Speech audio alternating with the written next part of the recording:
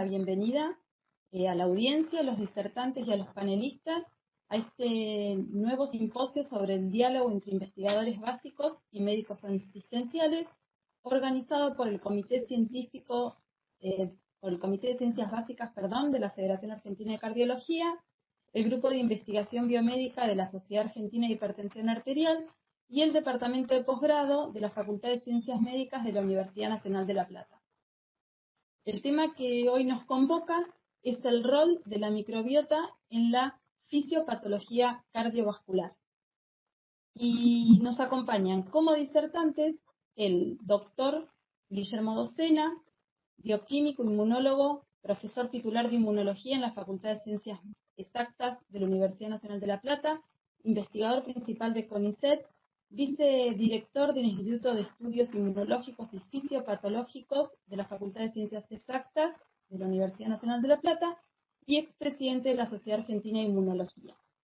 Además, el doctor Marcelo Choi, médico y farmacéutico de la UBA, especialista en nutrición e hipertensión arterial, doctor de la UBA, profesor adjunto de la Cátedra de Anatomía e Histología de la Facultad de Farmacia y Bioquímica de la UBA, investigador adjunto del CONICET en el Instituto Alberto Tacchini de Investigaciones en Medicina Translacional. Y la doctora Evelyn Reh, médica de la Universidad Nacional de Rosario, especialista en cardiología clínica, docente del posgrado universitario de nutrición vegetariana y vegana. Tiene un consultorio de nutrición y hábitos saludables, consultorio de cardiología clínica y además es jefe del staff en unidad coronaria del Sanatorio Delta de Rosario.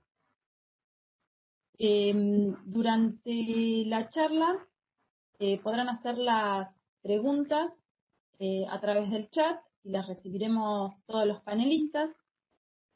Dentro del grupo de panelistas nos acompañan la doctora Valeria Sago, doctora de la UBA, bioquímica, investigadora adjunta del CONICET, profesora adjunta de bioquímica clínica, lípidos y arteriosclerosis de la Facultad de Farmacia y Bioquímica de la UBA. Y la doctora Carol Kotler, doctora en medicina e investigadora independiente del CONICET.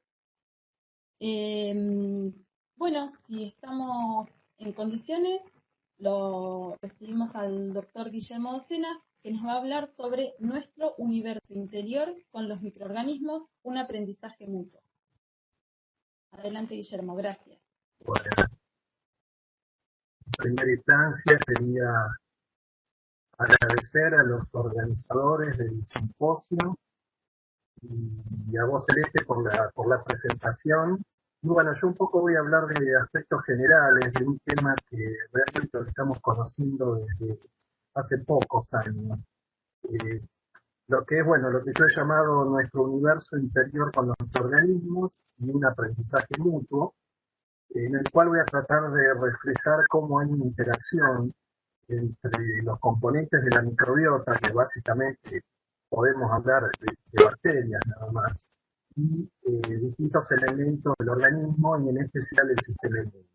Entonces, en esta fotografía de la presentación lo que podemos ver básicamente es una foto realmente de la fluorescencia de lo que es la microbiota, definido con una sonda genérica para distintos microorganismos, y acá a la izquierda lo que podemos ver es una fotografía de la microbiota de pulmón humano. Entonces, bueno, a pesar que hace casi 2500 años que se sospecha que existen microorganismos en el intestino, y podemos definir hoy lo que en ese momento definían, digamos, como les digo, microorganismos del intestino, y hoy lo llamamos microbioma intestinal. Fíjense que Hipócrates decía que todas las enfermedades comienzan en el intestino, pero esto es algo importante, es un concepto que se aplica hoy en día, es que nuestro alimento debería ser la medicina y nuestra medicina debería ser nuestro alimento. Es un concepto que hoy debemos manejar a medida que se va avanzando en el conocimiento, y vuelvo a repetir, es muy poco lo que sabemos de lo que es microbioma. Es que en realidad nosotros no somos un organismo, sino que somos lo que se llama un metaorganismo, es decir, una combinación de células eucarióticas que forman parte de tejidos y órganos, y un conjunto, ahora vamos a ver enorme en número, de microorganismos donde principalmente vamos a tener procariotas. Entonces, nuestro organismo, como les digo, que es un metaorganismo donde dependemos unos de otros en un estado de simbiosis, es algo que, si bien se sospecha, como les digo, desde hace muchos años y se empezó a conocer desde hace algunas décadas, sabemos hoy en día que en las superficies externas tenemos millones de microorganismos por centímetro cuadrado en la piel, pero no solo eso, sino que también en superficies internas estamos conviviendo con una enorme cantidad de microorganismos y nada ocurre. Ya estamos en un estado de salud, de fisiología, o lo que llamamos de homeostasis. Pero básicamente lo que llama la atención es que la mayor complejidad la tenemos en el intestino, donde hay varios trillones de microorganismos, y no solo es importante la cantidad, sino también la variedad. Y esto es un aspecto evolutivo. Como les decía, hemos aprendido a convivir con microorganismos, la mayor parte procariotas, contra los cuales deberíamos de desarrollar una respuesta inflamatoria, pero sin embargo eso no ocurre, y a esto debemos sumarle además que en el desarrollo en el hábitat donde estamos viviendo, también estamos en contacto y estamos interactuando con una enorme cantidad de microorganismos. Y esto es un aspecto, un rasgo claramente evolutivo, porque básicamente también hay datos que las distintas especies, a medida que se fueron desarrollando y colonizando nuestros nuevos hábitats, eso dependió básicamente de cómo se iban adaptando los distintos microbiomas. Tal es así que cuando avanzan, por ejemplo, de un hábitat acuático a un hábitat terrestre, ese microbioma se modificó y hoy en día podemos diferenciar distintos tipos de microorganismos según donde se desarrolle el organismo. Entonces esto es algo que yo pienso que ustedes conocen. Ya no se habla más como antes de flora intestinal, sino que ahora hablamos de microbiota. La microbiota es un conjunto, y más que un conjunto, una comunidad de microorganismos vivos que están presentes en nuestro organismo. Y como se ha descubierto en los últimos años, ya vamos a hablar en general de microbioma, cuando el microbioma se refiere al conjunto de microorganismos, pero también considerando los genes y los genomas, porque se ha descubierto que esos genes definen funciones y esas funciones son las que determinan que podamos entender por qué necesitamos esta simbiosis. Pero hay algo que es muy llamativo. Si uno compara la cantidad de genes del ser humano, en alrededor de 20.000, fíjense la cantidad de genes que hay en el microbioma del intestino, que se habla entre 3 y 9 millones de genes, por eso esta es la proporción entre, digamos, el tamaño de un ser humano y el tamaño de los distintos componentes de la microbiota. Entonces, esa relación entre genes es algo fundamental que nos va a indicar cuál es la función de este microbioma y por qué hablamos de microbioma. Y lo que se ha descubierto en los últimos años es que no solo tenemos un microbioma intestinal, que va a ser el más importante, sino también tenemos un microbioma en árbol respiratorio, un microbioma en la piel, en el tracto genitourinario, y hoy en día podemos decir que todas las mucosas tienen un microbioma asociado. Entonces, si uno piensa la cantidad de células que hay en un organismo, un adulto alrededor de 10 a la 13 células, y la cantidad de células que hay en los microbiomas, que es 10 a la 13 o 10 a la 14, podemos decir que en este metaorganismo la mitad de las células somos nosotros, nuestras células eucarióticas, y la otra mitad de las células son los procariotes, que forman este microbioma. Pero más aún, considerando esa relación de genes, fíjense que el principal genoma son los del microbioma. El 1% de los genes somos nosotros. Entonces, eso es fundamental considerarlo y por eso hablamos que somos el segundo genoma en este metaorganismo. Pero algo que es llamativo y que cuesta entender y que se va dilucidando en los últimos años es que mientras el genoma humano se hereda, si está definido, el microbioma se adquiere y se modifica, y se va modificando permanentemente a lo largo de la vida.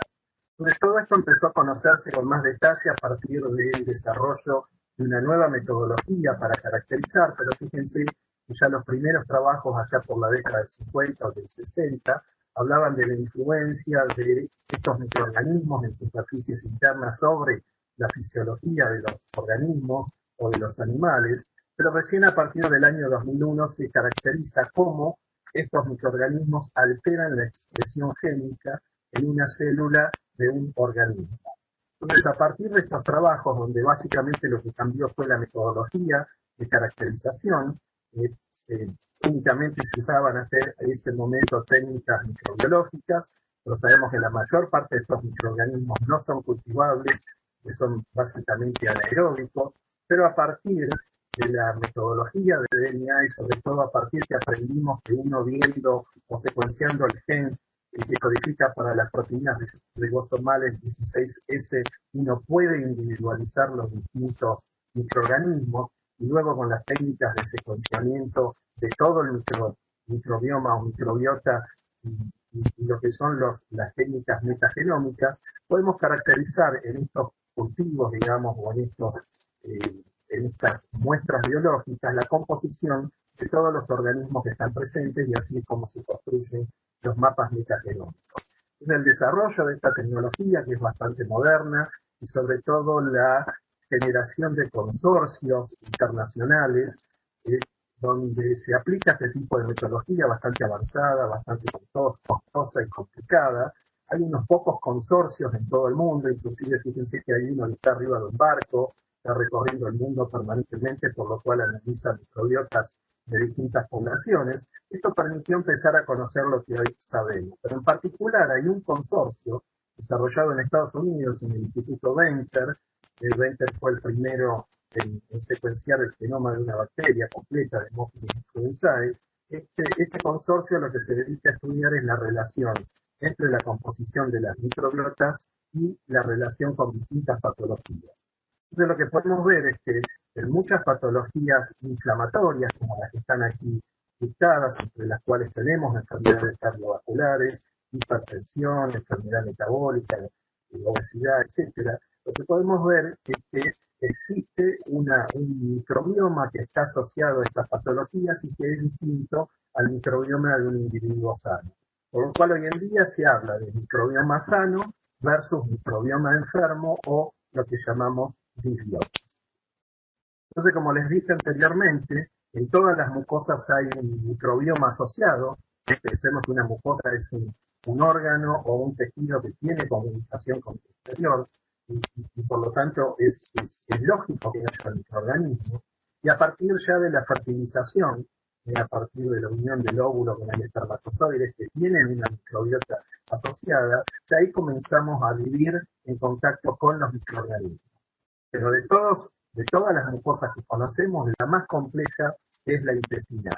Y por eso es la que más se está poniendo atención para tratar de entender qué implica esa microbiota. Entonces podemos ver que a lo largo del tracto gastrointestinal, en las distintas secciones, hay distintas características fisicoquímicas como el pH. También vamos a ver que hay distinta cantidad de microorganismos y de hecho principalmente el microbioma intestinal está en la mucosa bucal y sobre todo el intestino grueso, pero lo que es llamativo es que en las distintas secciones, a medida que se va recorriendo, hay distintos nichos específicos de colonización de estos microorganismos. Y esto va variando a lo largo de la vida, inclusive de un individuo a otro, pero algo tan simple como, por ejemplo, incorporar un alimento sólido en la dieta en los primeros meses o meses de vida, producen, fíjense, cambios muy marcados en lo que es la composición de la microbiota. En cada color tenemos la proporción de cada uno de los filum. Entonces, cuando se incluyen los sólidos, cambian la microbiota. Es decir, que la dieta tiene mucho que ver con esto. Entonces, como les decía, estas tortas representan la composición de las microbiotas, de las distintas microbiotas, y fíjense que en cada mucosa esa composición es bastante distinta, siempre la más compleja es la del intestino, y lo que hay que tratar de comprender o entender o caracterizar cuál es el microbioma normal para cada una de las microbiotas, y bueno, bastante se sabe de lo que es piel e intestino. Ahora, algo que es muy llamativo y permite entender muchos aspectos fisiológicos y fisiopatológicos que se observa, es que, como les dije, cada una de mucosa tiene una microbiota asociada, pero lo que es llamativo es cómo las distintas microbiotas y a su vez las distintas mucosas están conectadas entre sí. De manera que la alteración, por ejemplo, en la microbiota intestinal puede afectar la microbiota de piel o la microbiota pulmonar u otras microbiotas. Eso es algo que en los últimos años se está tratando de entender. Hay algunos mecanismos que ya están identificados, pero básicamente uno lo que puede decir es que si caracteriza las composiciones de los microbiomas, algunos son parecidos entre sí, pero otros son muy distintos. Y lo que sí está claro es que cuando se produce algún tipo de patología que genera una disbiosis, básicamente lo que se observan son cambios en la proporción de estos microorganismos y sobre todo cambios en la diversidad. En general lo que se observa en un microbioma normal es una amplia diversidad de microorganismos y cuando hay una disbiosis esa diversidad se acota, no se restringe.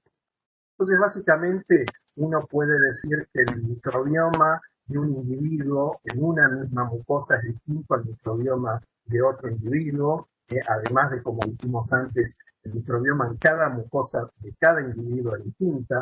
Entonces, estos microbiomas son como un fingerprint, como una marca que va a estar reflejando distintos aspectos fisiológicos y distintos aspectos que tienen que ver con la interacción con el medio ambiente de cada individuo.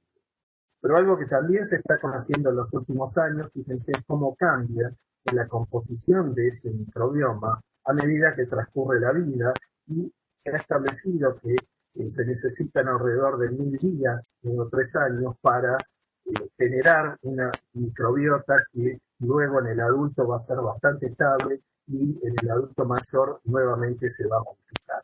Y cuando se producen alteraciones en esa microbiota sana, por distintos factores, es donde se pueden estar generando patologías. Esto es algo también bastante importante que se está definiendo en cada etapa de la vida cuáles son los distintos factores que pueden estar afectando la composición de esta microbiota. Y esto es importante considerarlo cuando uno va a analizar si esos factores tienen alguna diferencia o no en la fisiopatogenia de una patología. Si esto es un intestino ratón, la mitad es intestino delgado, la mitad es intestino grueso, fíjense que si uno analiza la histología de las distintas porciones, esa histología es marcadamente distinta y también en día hoy sabemos que las células del sistema inmune asociadas a cada sección del intestino delgado y grueso también son células distintas con funciones distintas. Y esto puede estar reflejando lo que está ocurriendo en el lumen, y por eso sabemos, por ejemplo, en el intestino delgado, aquí es donde se produce básicamente la absorción de antígenos de la dieta, por lo cual la microbiota tiene una cantidad y una composición bastante más simple que lo que ocurre en el intestino grueso, donde tenemos la mayor carga de esta microbiota, pero también, como les dije, tenemos zonas donde hay nichos específicos de colonización de determinados microorganismos. Esto quiere decir que si en el lumen la composición de la microbiota cambia a medida que nos vamos moviendo en las distintas secciones, el sistema inmune también cambia, y esto es un reflejo de la simbiosis que se establece entre los dos sistemas. Entonces, para que el sistema inmune pueda, detectar esos cambios de la microbiota, tiene que detectar algún componente, para lo cual sabemos que hay distintos tipos de receptores, como los receptores de la inmunidad innata, en las células que están en la mucosa intestinal. Sabemos que la mucosa intestinal es donde está la mayor cantidad de células del sistema inmune. Entonces, estas células tienen en su membrana receptores que van a detectar componentes de los microorganismos, pero también hay otro tipo de receptores que tienen la estructura de un sensor y son proteínas que, están adaptadas a la detección de los metabolitos producidos por la microbiota, como principalmente en este caso los ácidos grasos de cadena corta, que tienen un efecto muy marcado sobre las células del sistema inmune. Vale decir que los componentes de la microbiota, a través del metabolismo de distintos componentes que están en el lumen, entre esos componentes de la dieta, van a generar metabolitos que van a incidir sobre las células del sistema inmune asociado a la mucosa, y esto es lo que va a modelar la homeostasis del sistema inmune en una mucosa donde hay una exposición muy alta y digamos, durante mucho tiempo, contra componentes que van a generar o deberían generar un mecanismo inflamatorio. Y eso no ocurre. Por lo tanto, estos componentes lo que están generando es lo que se llama un entorno tolerogénico que va a frenar la inflamación, en este caso en la mucosa intestinal, pero en cualquiera de las otras mucosas. Y al mismo tiempo, estas células del sistema inmune, frente a estos estímulos que recibe la microbiota, también secreta componentes que van a controlar la composición de la microbiota. Por eso es que hay una simbiosis y hay un diálogo bidireccional entre la microbiota que regula la composición del sistema inmune de la mucosa intestinal y las células de la mucosa intestinal que controlan la composición de la microbiota. Por eso hablaba en el título que es un aprendizaje mutuo de ambos sistemas. Y algo que es importante que se está descubriendo es que muchos de estos metabolitos, conocemos muy pocos, se conocen a través de lo que se llama la metabolómica, y en este caso son estos 3 ácidos grasos de cadena corta generados por la microbiota, acetato, propionato y butirato, que pueden atravesar, pueden ingresar al organismo y distribuirse a través de la sangre por el organismo y pueden afectar las funciones de órganos que están a distancia y que no están directamente relacionados con la mucosa intestinal, como pulmón, riñón, que es lo que nos interesa en el simposio, cerebro, páncreas, etc. Esto les voy a mencionar algo muy rápidamente, que es algo que se ha descubierto, se ha descrito hace relativamente poco, y es lo que se refiere a la barrera hematointestinal que existe en el intestino. Y esta barrera hematointestinal funciona de una manera muy similar a la barrera del sistema nervioso central, y lo que hace esta barrera es permitir que solo sustancias con un tamaño menor a 70 kilodalton que atraviesan esta mucosa puedan penetrar en el torrente sanguíneo. Entonces, regulando esta barrera hematointestinal, yo puedo controlar el pasaje de metabolitos o inclusive de microorganismos al sistema sanguíneo, y esto es un poco lo que estaría explicando, que cuando hay un patógeno intestinal o estamos ante una disbiosis, esta barrera se va a alterar, van a pasar microorganismos al torrente sanguíneo, estos se van a dirigir al hígado y eso va a generar patologías asociadas como hígado graso, etc. Entonces, experimentos de este tipo que son muy comunes con los que trabajan. Guillermo, estamos en el tiempo que me pediste que te aviso. Listo, gracias. Ya voy terminando, el último punto. Entonces, fíjense, si uno alimenta a un ratón con una dieta alta en calorías, se sabe que eso genera una disbiosis, esa disbiosis altera esta barrera hematointestinal y eso va a generar un daño hepático. Uno tratando la composición de la microbiota o tratando este componente inflamatorio puede regular ese hígado graso o inclusive que empeore con el tiempo si se mantiene el foco inflamatorio. Y fíjense que si yo hago lo mismo, o sea, induzco la disbiosis en un ratón, transfiero esa microbiota a un ratón sano, genero el mismo fenómeno. Es decir, que esta disbiosis y ese daño hepático, que básicamente se da por la translocación de microorganismos del lumen intestinal al hígado, es generado por la microbiota. Entonces, para terminar, algo que está con bastante auge en los últimos años es cómo, digamos, si yo sé que puedo intervenir en el microbioma y eso me va a afectar la fisiología de distintos órganos, sobre todo distintas patologías, lo que se hace es trasplante de microbioma. Es decir, yo puedo aislar esos microorganismos, transferirlos, y eso se está viendo buenos resultados en enfermedades inflamatorias, en enfermedades alérgicas. Este trabajo que apareció la semana pasada es muy interesante, donde caracteriza el microbioma de chicos que nacen por parto natural versus chicos que nacen por cesárea. Ese microbioma es distinto, y si al chico que nace por cesárea yo le transfiero el microbioma a través de la leche de la madre, yo puedo hacer que la composición del microbioma sea más parecido al del parto natural.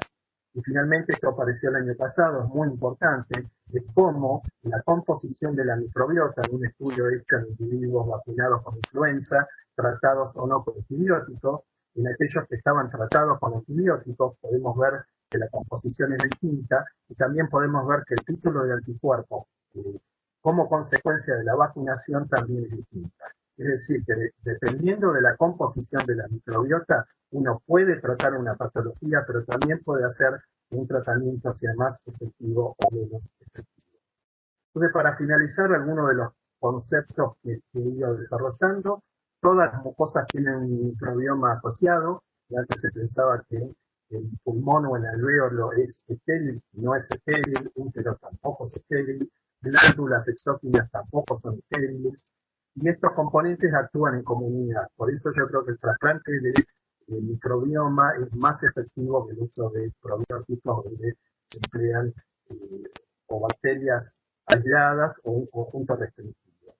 Las microbiotas están asociadas entre sí, esto ya se está aplicando en varias patologías, como les dije, un control bidireccional entre microbiota y sistema inmune, y este microbioma, bueno, es un poco un marcador que define un individuo si, digamos, un marcador pronóstico, si va a desarrollar una patología o no, y cómo puede ser el tratamiento frente a una determinada inmunoterapia.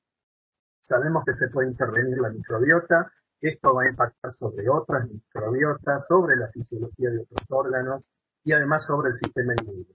Y esto al final es muy importante porque hoy en día, cuando hablamos de composición de microbiota, solo estamos viendo bacterias.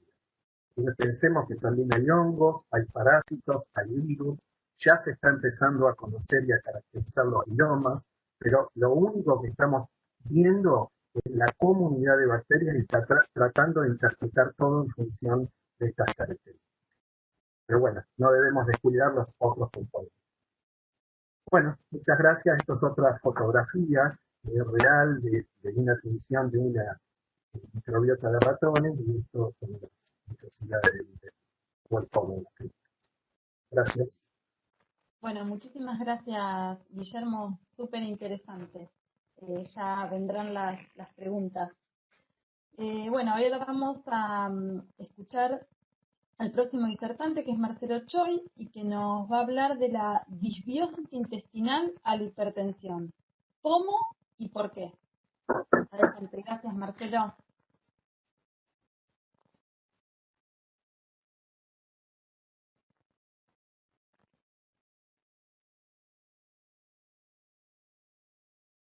Gracias, ¿se escucha? Sí, perfecto.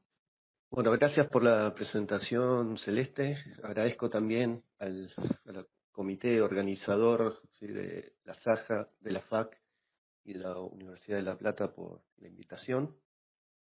Yo les voy a hablar un poco de qué evidencia hay con respecto a la disbiosis intestinal y su relación con el desarrollo de la hipertensión arterial.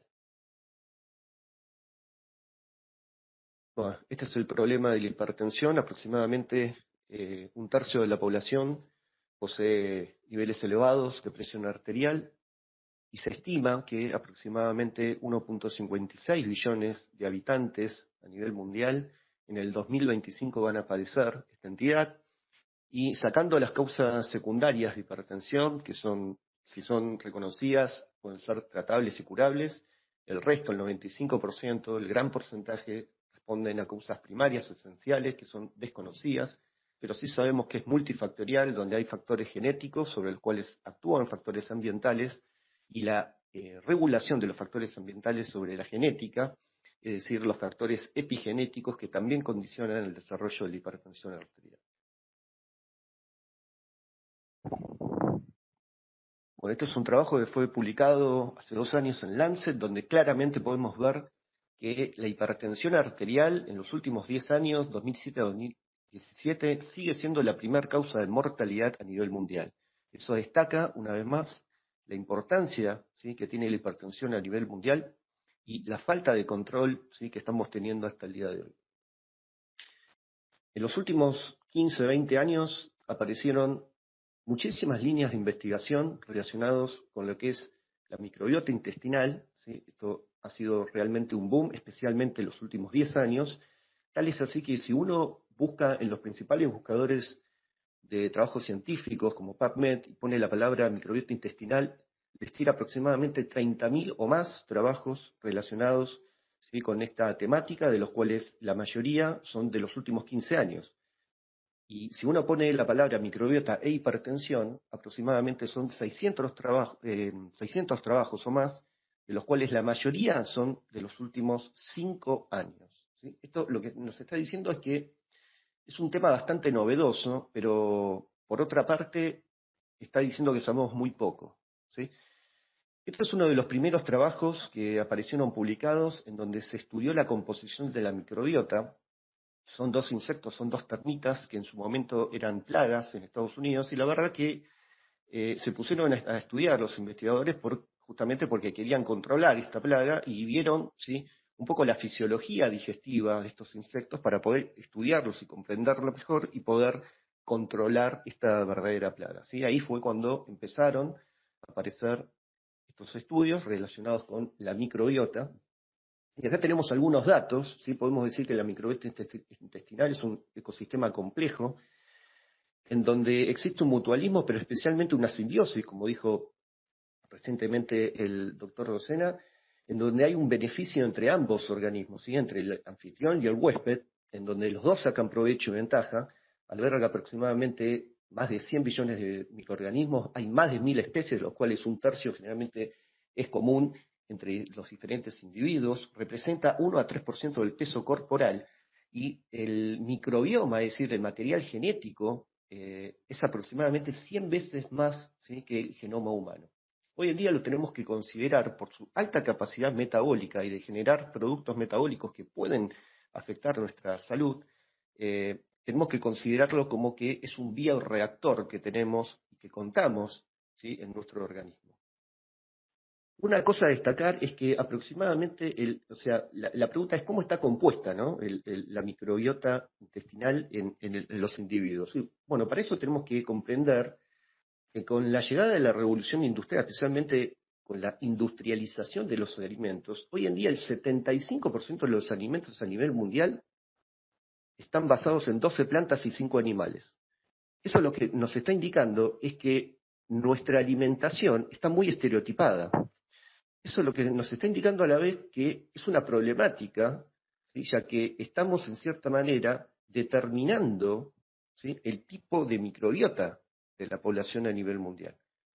La falta de variedad en la alimentación es uno de los tópicos que, ya sea por falta de recursos o acceso a los mismos, ¿sí?, está condicionando, ¿sí?, esta homogeneidad y esta monotonía de la composición de la microbiota.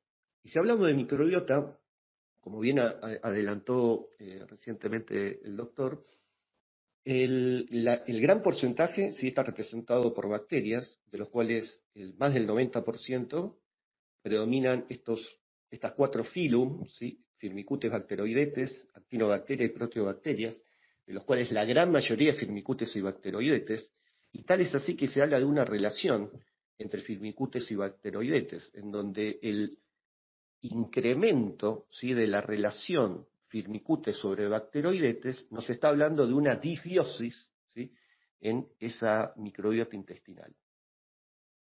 De esa manera, la presencia de una alteración en la microbiota, esta disbiosis a favor de Firmicutes con descenso de Bacteroidetes, condiciona a alteraciones en el metabolismo energético con predisposición a la obesidad, alteraciones en el manejo del sodio con incremento de volumen corporal, aumento de la angiotensina 2, y todo esto lleva, ¿sí?, a una repercusión hemodinámica con incremento de la presión arterial y de enfermedad cardiometabólica.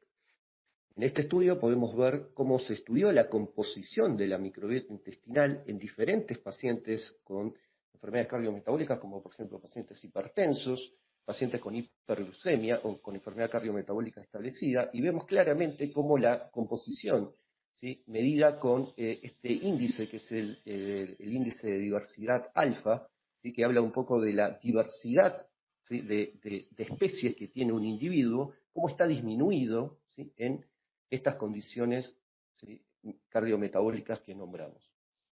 Pero no solamente la disbiosis está presente en la enfermedad cardiometabólica, sino también en otros estados inflamatorios crónicos, como por ejemplo la enfermedad renal crónica, la enfermedad intestinal, las alergias, las enfermedades reumáticas, autoinmunes, etcétera, pero hoy nos vamos a detener principalmente en lo que es la hipertensión. Por eso nos tenemos que preguntar cómo la disbiosis contribuye a la hipertensión arterial. Bueno, yo les traigo acá un par de trabajos que fueron como icónicos, que demostraron realmente la asociación entre la alteración de la microbiota y la presencia o el desarrollo de hipertensión arterial.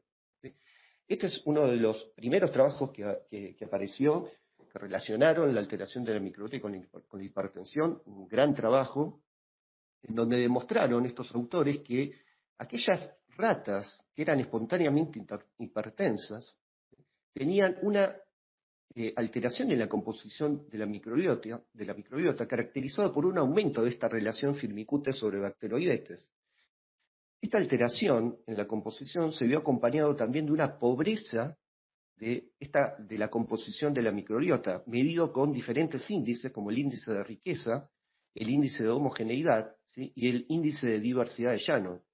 Todos parámetros, ¿sí?, que lo que nos está diciendo es que la diversidad de especies, ¿sí?, está empobrecida. Esto mismo se observó en pacientes hipertensos, cuando se los compararon con los pacientes normotensos, en donde estudiaron la materia fecal de los pacientes hipertensos y vieron que justamente también tenían una microbiota empobrecida con disminución, ¿sí?, del índice de riqueza y el índice de diversidad. Estos autores fueron más allá y quisieron demostrar lo mismo, pero con otro modelo experimental, en este caso un modelo experimental farmacológico de infusión crónica con angiotensina 2, que claramente aumenta los valores de presión arterial. Y fíjense qué anecdótico esto, que a aquellas ratas que estaban sometidas a la infusión de angiotensina 2, cuando se le administró un antibiótico de amplio espectro no absorbible como la aminociclina, disminuyó los niveles de presión arterial. Esa rata se tornó normotensa.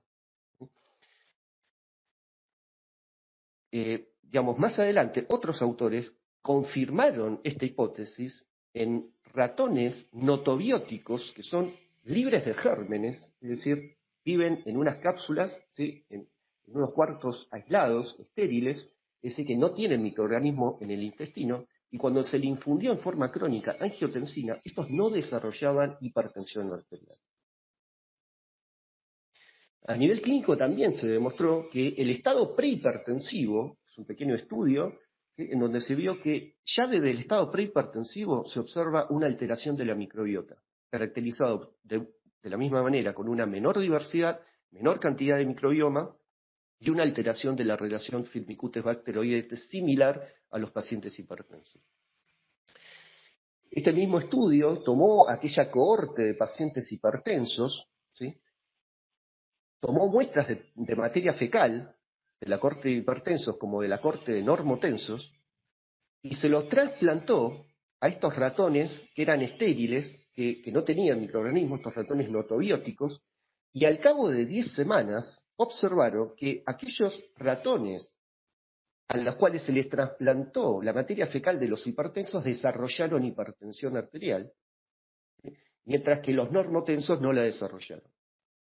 Estos son otros estudios en donde nuevamente demostraron esta asociación entre la alteración de la microbiota con la hipertensión. En este caso, compararon el microbioma de las ratas espontáneamente hipertensas con las controles Wistar-Kyoto y vieron que la composición es diferente, y cuando se le trasplantó, ¿sí?, la materia fecal de las ratas espontáneamente hipertensas a la Wistar-Kyoto, esta desarrolló un aumento de la presión arterial, y de la misma manera se observó en los modelos experimentales de hipertensión por infusión crónica con angiotensina 2, que tenían una composición de la microbiota que era muy similar a las ratas espontáneamente hipertensas, y que ambas presentaban esta disbiosis con un aumento de la permeabilidad intestinal, con un aumento de la fibrosis intestinal y de remodelado de la pared. Ahora, la pregunta es ¿por qué mecanismos esta disbiosis regula, ¿sí?, o aumenta los valores de presión arterial? Bueno, fíjense que hay un montón de mecanismos propuestos. Yo les voy a hablar de los tres principales donde más evidencia hay. Uno de ellos es, como adelantó el doctor, es la presencia de unos ácidos grasos que son generados a partir de la degradación de esta microbiota, a partir de sustratos que son generalmente fibras insolubles, no digeribles, ¿sí?, polisacáridos insolubles, que actúan en forma de prebióticos, ¿sí?, que ante la presencia de una microbiota sana, estos generan estos metabolitos denominados postbióticos que impactan no solamente en el epitelio intestinal, mejorando el sistema inmune, sino que también pueden trasvasar esta barrera, llegar a circulación y tener efectos a órganos en distancia, ¿sí? Tal es así que se identificaron una serie de receptores. Hoy en día se habla de aproximadamente unos 300 receptores de receptores acoplados a proteína G, GPR, entre ellos los más caracterizados, el GPR 41 y 43, y de esos 300, 150 todavía son huérfanos, ¿sí? No están caracterizados. El otro receptor sobre el cual actúan estos ácidos grasos de cadena corta es el receptor olfatorio de tipo 78. Tal es así que se demostró que estos compuestos, cuando actúan sobre el receptor GPR 41 y 43, median la vasodilatación, promoviendo un descenso de la presión arterial, mientras que si actúan sobre el receptor OLF78, median la vasoconstricción y un aumento de la liberación de renina a partir de las células yuxtaglomerulares. Este estudio demostró que la infusión aguda de propionato produce un descenso agudo de la presión arterial dosis dependiente, como podemos ver en esta figura. Pero cuando el propionato se administraba a dosis chicas, 1000 veces menos, del orden micromolar, fíjense que no produce un descenso, todo lo contrario, produce un aumento de la presión arterial, y si a ese ratón se le saca el receptor OLF78, lo que se observa es el efecto contrario, es decir, un descenso de los valores de presión arterial. Cuando se utiliza la infusión de propionato, pero a altas dosis, como se demostró en esta figura, observamos nuevamente un descenso de los valores de presión arterial, pero cuando a ese ratón se le sacaba el receptor GPR41, estos desarrollaban hipertensión. Es decir, que dependiendo del tipo de receptor y dependiendo de los niveles plasmáticos de estos ácidos grasos, los efectos que vamos a observar sobre la presión arterial van a ser diferentes. Es decir, que si estamos ante la presencia de una microbiota sana que produce grandes cantidades de estos ácidos grasos, lo que vamos a observar es un efecto predominante sobre el receptor GPR43 que promueve el descenso de la presión arterial. Mientras que si la microbiota está alterada, es decir, hay una disbiosis con empobrecimiento de aquellas bacterias que son capaces de producir estos ácidos grasos, lo que vamos a observar es bajas cantidades de estos ácidos grasos que ahí van a tener más capacidad de estimular al GPR41 y al OLF78 y van a promover un aumento de los valores de presión arterial. Este otro estudio vuelve a confirmar estos hallazgos en donde se infundió acetato, otro ácido graso de cadena corta, y se lo comparó con otra rata que tenía una dieta alta en fibras, y en este modelo, ¿sí?, de ratones a los cuales se le administró DOCA, dihidroxicorticosterona, basal, que es un modelo de hipertensión farmacológica adquirida, y vemos claramente que el modelo DOCA, ¿sí?, tiene un descenso de los niveles de la cantidad de bacteroidetes, ¿sí?, y que es restablecido cuando se le incorpora en la dieta las fibras o cuando se le suministra acetato, ¿sí? De la misma manera se observa un incremento de la cantidad de bacteroides acidófilos en presencia de las fibras y del acetato, con una mayor cantidad de bacterias productoras de acetato y una inversión, ¿sí?, de la relación firmicutes-bacteroidetes cuando está presente la fibra y el acetato en este modelo de hipertensión DOCA-SAL. Estos hallazgos estaban asociados a una disminución, mejor dicho, a una prevención del incremento de la presión arterial en este modelo DOCA. Fíjense acá el control, en presencia de DOCA hay un aumento de la sistólica, diastólica con aumento de la media, y cuando se le suministra concomitantemente la fibra o el acetato, ¿sí?, no se observa desarrollo de hipertensión. De la misma manera, más llamativamente, los ratones a los cuales se les administró DOCA tenían una fibrosis perivascular y una fibrosis renal, ¿sí?, que fue prevenida, ¿sí?, con la administración de fibras y de acetato. El otro mecanismo es la presencia de este compuesto que tiene un efecto deleterio, que es el TMAO, que proviene de la metabolización por parte de la microbiota de estos compuestos que son la carnitila y la colina, que generan estos metabolitos por parte de la microbiota, que son las trimetilaminas, que por acción del hígado se terminan transformando en trimetilamina N-óxido. Esta trimetilamina N-óxido es la mejor caracterizada de estas sustancias y que promueve, ¿sí? Se ve que promueve la aterosclerosis, el proceso aterosclerótico, al favorecer principalmente una upregulation de los receptores scavenger de los macrófagos, estimulando de esa manera la formación de células espumosas, disminuyendo los niveles de las proteínas de los receptores hepáticos del colesterol, como el NTCP1 y el NPC1, L1 a nivel intestinal, este es el transportador de colesterol que inhibe el ezetimibe, favoreciendo de esa manera un transporte anterógrado del colesterol y disminuyendo el transporte reverso del colesterol. Todo esto favoreciendo de esa manera el proceso aterosclerótico. Tal es así que este estudio, llevado a cabo en 1876 pacientes con enfermedad cardiovascular establecida, hizo demostrar si el TMAO podía servir como marcador de riesgo cardiovascular. Y observaron que a medida que aumentaban los niveles plasmáticos de TMAO en estos pacientes, ¿sí?, aumentaba el riesgo cardiovascular de los. Estos hallazgos fueron confirmados, ¿sí?, con estos ratones con deficiencia de ApoE, a los cuales se le administró diferentes cantidades de TMAO y de colina, y justamente vieron que estos compuestos aceleran el proceso de lesión aórtica y el proceso de aterosclerosis, y aumentan la cantidad de receptores scavenger de los macrófagos peritoneales. Estos efectos fueron prevenidos, ¿sí?, cuando a estos ratoncitos se le administraban, además de estas sustancias deleterias, se le administraba un cóctel de antibióticos, ¿sí?, que barría la flora, y de esa manera lo que se observó es todo un efecto preventivo sobre las lesiones ateroscleróticas y sobre el proceso de aterogénesis. El último mecanismo que voy a mencionar, y con esto termino, es la influencia que tiene la microbiota sobre el proceso de sal sensibilidad, ¿sí? La sal sensibilidad se define como un cambio entre el 5 y 10% de los valores de presión arterial ante una variación en la ingesta de sodio en los alimentos. Hay unos modelos experimentales genéticos, que es el modelo DAL de ratas DAL sal sensibles y sal resistentes, su contraparte, en donde si a estos ratoncitos le ponemos una dieta alta en sodio, ¿sí?, en cloruro de sodio, rápidamente desarrollan hipertensión, mientras que estos, su contraparte, no desarrollan aumento de la presión arterial. Estos autores lo que hicieron fueron realizar trasplantes fecales, ¿sí?, de la cepa sal resistente a la cepa sal sensible y de la cepa sal sensible a la sal resistente.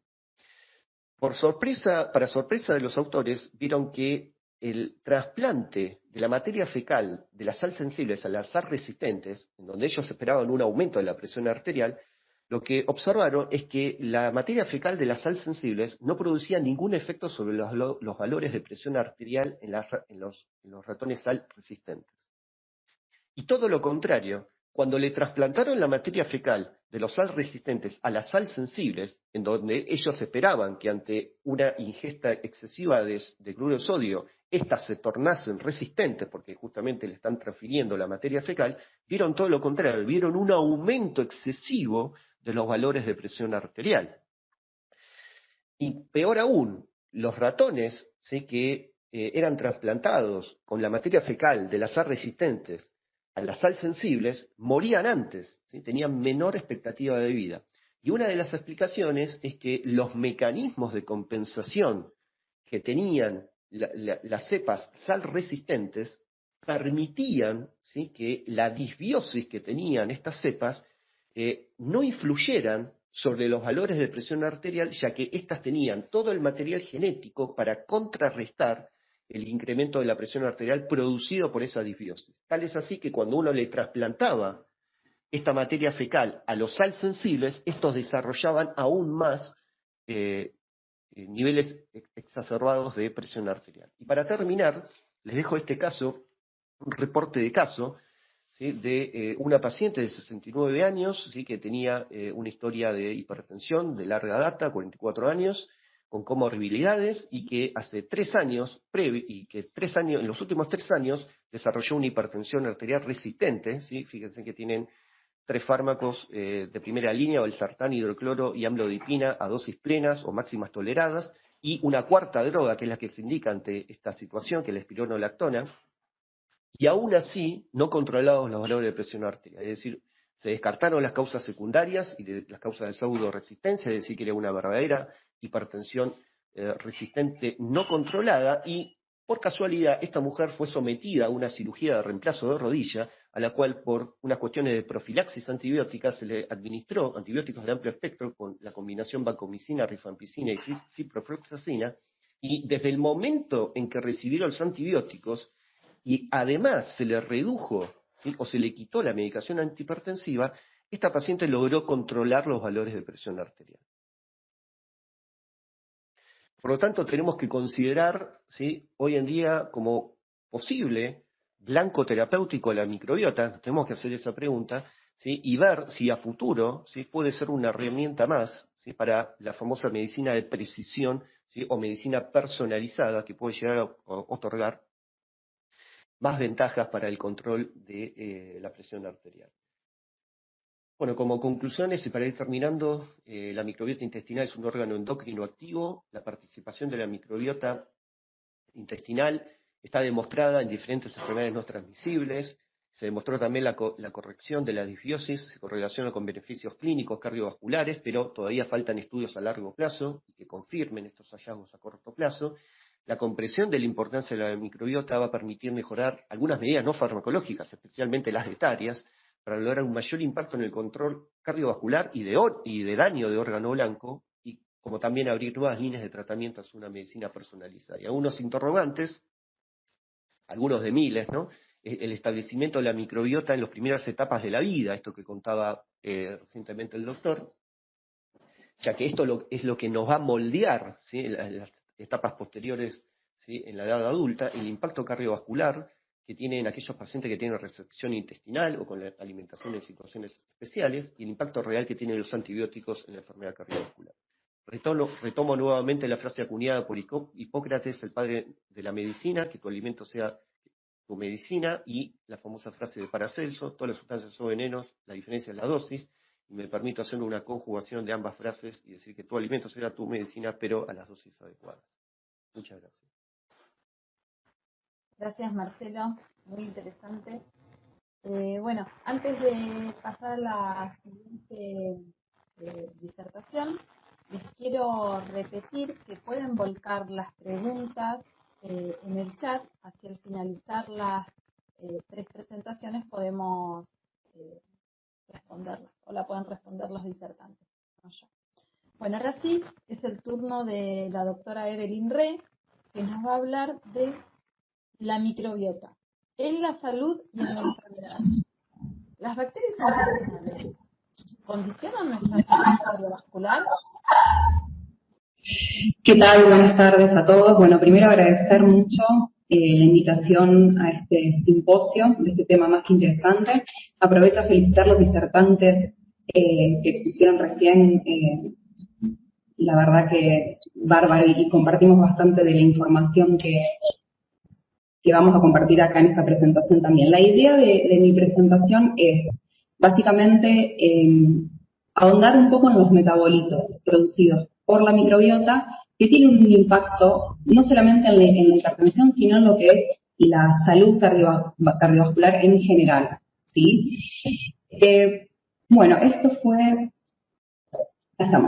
ya fue nombrado por los colegas anteriores, así que rápidamente vamos a mencionar que la microbiota, aunque en su mayor proporción por bacterias, también está constituida por virus, hongos y levaduras, parásitos y arqueas metanogénicas. ¿Sí? A medida que avanzamos en nuestro aparato digestivo, la concentración de oxígeno va bajando, y por eso el 99% de nuestras bacterias colónicas son anaerobias. ¿Sí? Tenemos un 1% de bacterias aerobias, pero con una importante función, ya que utilizan el oxígeno como receptor de electrones terminales.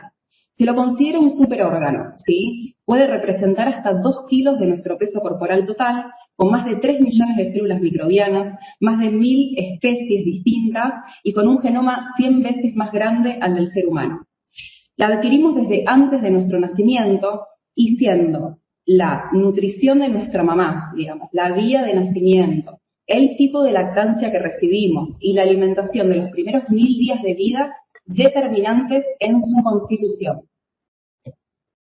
Un enterotipo disbiótico no solo puede condicionar la aparición de enfermedades cardiometabólicas, sino que está relacionada con un montón de otras patologías, como la esteatosis hepática no alcohólica, enfermedades inflamatorias intestinales, como la enfermedad de Crohn, la colitis ulcerosa, el autismo, las alergias, el asma, algunos espectros de autismo también, y está determinada por muchos factores.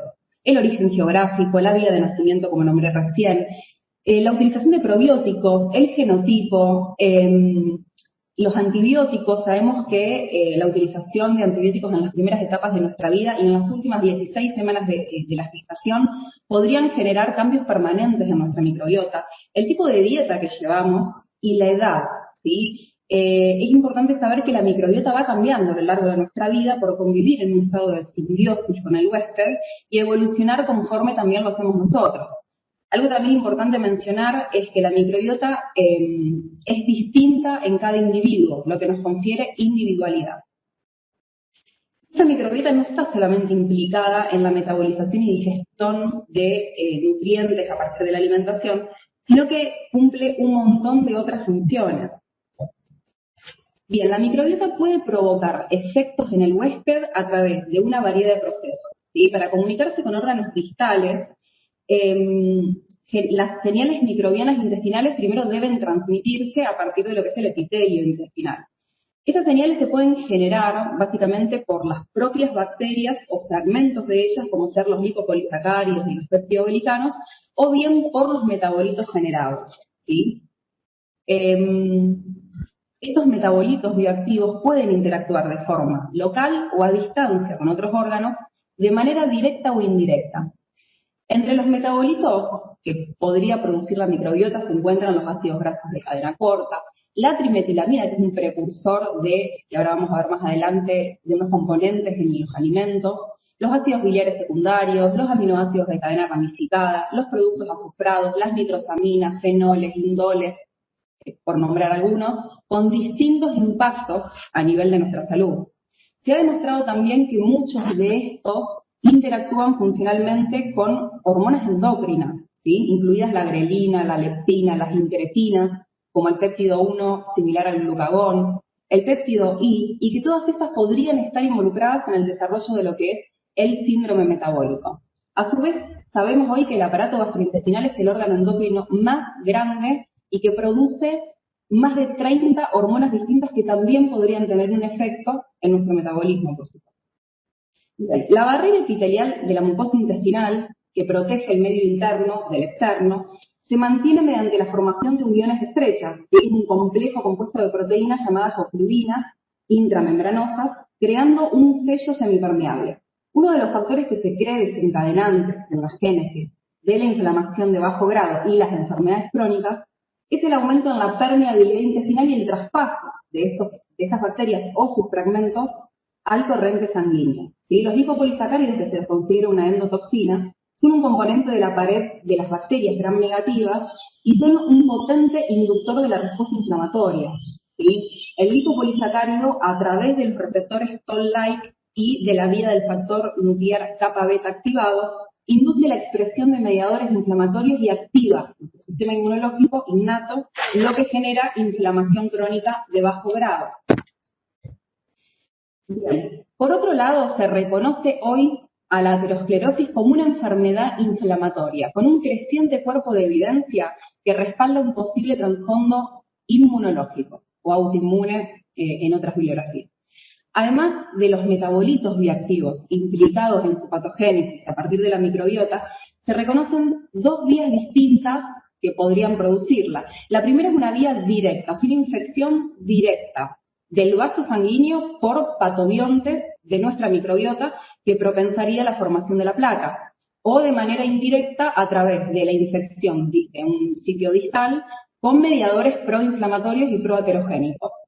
Se han observado en las placas de ateroma más de 50 especies de ADN bacteriano, siendo el filo de las proteobacterias las más abundantes observadas. La dieta cumple un rol activo, como también mencionaron anteriormente. Aquellas dietas altas en grasa se asocian con niveles significativamente mayores de lipopolisacáridos en sangre. ¿Cómo se produciría? Bueno, se cree que los alimentos con alto contenido de grasa provocan un aumento en la acumulación de kilomicrones, aumentando de forma mecánica la presión intercelular local que contribuye a la separación de las uniones estrechas, y esto permitiría una entrada generosa de estas moléculas a la sangre, a la circulación sistémica. Y una vía indirecta donde la dieta estimula la activación de los mastocitos en la mucosa intestinal, que se sabe que además perpetúan esta inflamación, esta permeabilidad aumentada intestinal. Bien. La microbiota metaboliza los nutrientes precursores que antes también lo habían nombrado, de la trimetilamina, como la colina y la L-carnitina, que abundan en los alimentos de origen animal, sean carnes, huevos, pescados, para luego producir óxido de trimetilamina a nivel hepático mediado por la enzima monooxigenasa 3, y esto luego se libera a la circulación sistémica. Los niveles plasmáticos elevados de óxido de trimetilamina se han asociado a mayor riesgo de diabetes, mayor riesgo de enfermedades cardio y cerebrometabólicas, riesgo aumentado de trombosis incidente, aumento del grosor de la íntima media carotidia y aumento en la mortalidad por cualquier causa en distintos estudios observacionales y de intervención. Genera un daño directo en la vasculatura, produciendo ateromatosis probablemente a través de una mayor expresión de receptores captadores de macrófagos, específicamente el CD36 y el SRA, con lo que aumenta la formación de células escumosas en la pared arterial y genera mayor agregación plaquetaria. Y además también está estimulado por lo que es la vía del inositol trifosfato, ¿sí? Por otro lado, además, disminuiría la expresión de genes implicados en el transporte inverso de colesterol y también podría alterar el metabolismo de los ácidos biliares, aunque esto se sigue estudiando. Bien. Hay muchos estudios, en humanos, ¿sí? Si bien hay que aclarar que la mayoría de los estudios de la microbiota son estudios experimentales en animales o in vitro, en los últimos años ha habido un creciente número de estudios publicados en el ser humano también, ¿sí? Hay varios que hablan sobre, acá puse algunos sobre esto. Quiero nombrar dos solamente de todos estos que puse acá. El que tenemos a la derecha, que es un estudio de este año, 2020, prospectivo de casos y controles, que incluyó 760 mujeres sanas al inicio del estudio, que concluye que los niveles de los aumentos, digamos, los niveles de óxido de trimetilamina a largo plazo, en un seguimiento de 10 años, se asociaron con mayor riesgo de cardiopatía isquémica de manera significativa, ¿sí? Y que la evaluación repetida a lo largo del tiempo mejoró la identificación de personas con mayor riesgo cardiometabólico. A su vez, este estudio hizo una intervención dietética, ¿sí? Y evaluó que la adhesión de las personas a una dieta basada en plantas, saludable, me refiero saludable porque eran plantas enteras, integrales, no procesadas o mínimamente procesadas, invirtió esta relación y disminuyó el riesgo de cardiopatía isquémica y de enfermedad coronaria por disminuir la producción de óxido de trimetilamina a partir de la microbiota.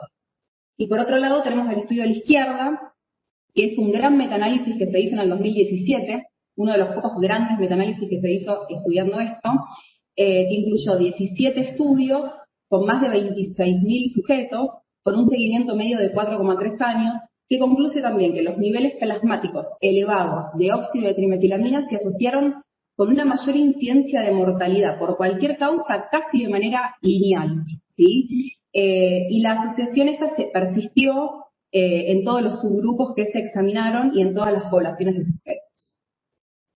Bien, la hipertensión es otro gran factor de riesgo cardiovascular, inducido tanto por la susceptibilidad genética como por los factores ambientales.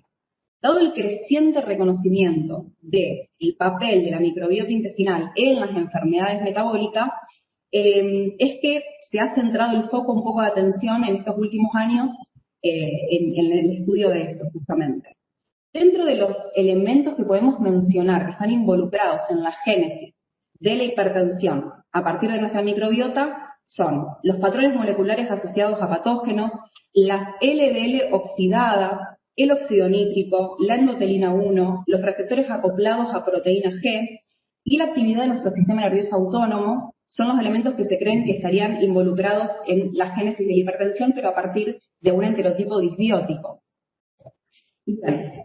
Acá hay un estudio que lo nombró el colega anterior, que es el que está abajo a la izquierda. Los primeros estudios, de hecho puse acá uno de los primeros que fue en 1982, no sé qué toque, ahí está, 1982, en modelos animales, mostraron que las ratas con un enterotipo disbiótico tenían una presión arterial más elevada, a diferencia de los demás animales, lo que mostraba ya una posible relación de la microbiota con la génesis de la hipertensión. Más adelante se hicieron otros estudios en modelos animales que comparaban las alteraciones de la microbiota fecal en ratas espontáneamente hipertensas, observándose una disbiosis significativa como resultado de la disminución de la riqueza microbiana y un aumento en la relación firmicutes-bacteroidetes de estos animales. Entre otras cosas, que también lo mencionaron antes, también se pudo observar diferencias significativas de la microbiota en ratas sal sensibles. Bueno, acá les puse un estudio que me pareció súper interesante porque estudiaba un poco esto, pero en el ser humano. Este estudio es de este año, es un ensayo de 145 personas, aleatorio, doble, ciego, de 6 semanas de duración, que muestra que las reducciones del sodio dietario aumenta la producción de los 8 ácidos grasos de cadena corta volátiles, especialmente del 2-metilbutirato, del butirato y del hexanoato, de forma significativa y asociado a un descenso de la presión arterial y mejor distensibilidad arterial cuando se estudió por onda de pulso carotidio y femoral. Y algo que me llamó mucho la atención es que cuando se estratificó por sexo, algunos de aquellos ácidos grasos elevados fueron significativos solamente en el sexo femenino, ¿sí? Este estudio respalda un posible papel del sodio dietario para modular, o sea, como modulador de nuestra microbiota intestinal de los seres humanos y de forma por ahí más selectiva en lo que es el sexo femenino. Por supuesto que falta bastante más estudio sobre este tema. Bien. Estos ácidos grasos que nombré antes de cadena corta, que son de mayor producción el acetato, el propionato y el butirato, son un producto importante de la actividad fermentativa microbiana de nuestra microbiota colónica a partir de las fibras solubles fermentables de la dieta vegetal, ¿sí? Acá les muestro este estudio que también les traigo porque me resultó interesante, se hizo en el 2016, donde a partir de la preocupación del aumento del riesgo de preeclampsia en embarazadas que sufren de sobrepeso y obesidad, se postuló la hipótesis de que si la microbiota estaba implicada en los aumentos de presiones arteriales y en los niveles del inhibidor 1 del activador del plasminógeno.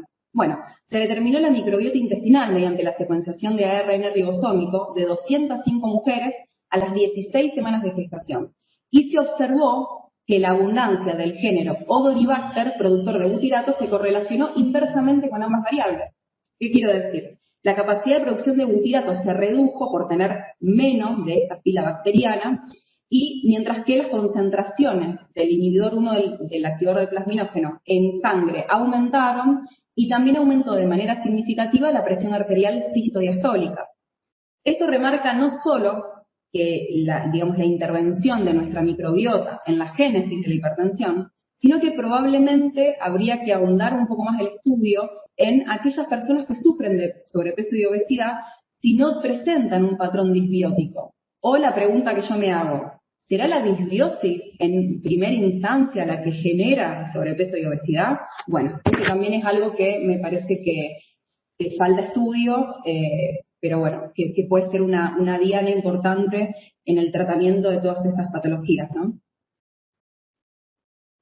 Bien, por otro lado, se propone la hipótesis del eje cerebro-intestino-riñón para la patogenia de la hipertensión, ¿sí? La hipertonía simpática es una característica que comparten las patologías tanto del cerebro como del riñón y del corazón. La activación microglial persistente y la neuroinflamación de las regiones presimpáticas del corazón contribuyen a un aumento de la presión arterial, de eso no hay duda.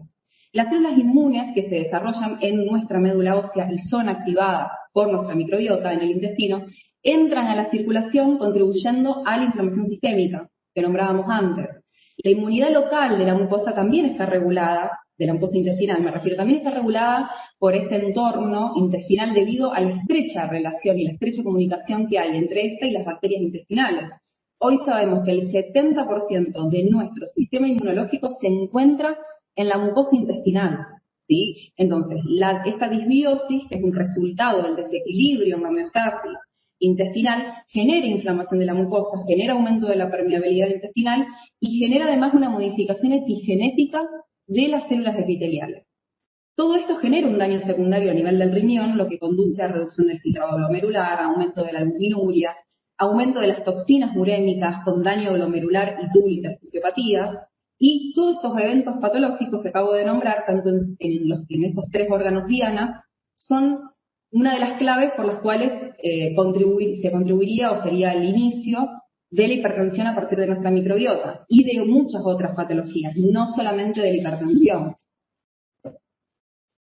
Los ácidos biliares, que también los quise nombrar, porque también se vienen estudiando bastante en el último tiempo, los ácidos biliares son moléculas esteroides que son producidas en el hígado a partir del colesterol y posteriormente metabolizados en ácidos biliares secundarios a partir de la microbiota, ¿sí? Los efectos de los ácidos biliares en el metabolismo del hospedador están mediados por lo que es la regulación de la colesterol 7-alfa hidroxilasa, ¿sí? La unión del receptor nuclear farsenoide X y el receptor acoplado a proteína G. La amplia gama de funciones biológicas de lo que son los ácidos biliares que pueden expresarse en mediadores, digamos, en distintos órganos implicados en lo que es la enfermedad cardiovascular, tenemos el hígado, el tejido adiposo, el músculo esquelético, las células beta del páncreas y el corazón, así como también en las células epiteliales, justamente. El metabolismo de estos ácidos biliares, mediado por la microbiota intestinal, en las enfermedades cardiovasculares todavía se sigue estudiando. Pero las certezas que tenemos hasta la fecha, que fue los autores que puse acá, es que contribuyen al desarrollo de la aterosclerosis y de las insulinoresistencias, principalmente a través de estos dos, de la hidroxilasa de sales biliares y del receptor nuclear farsenoide X.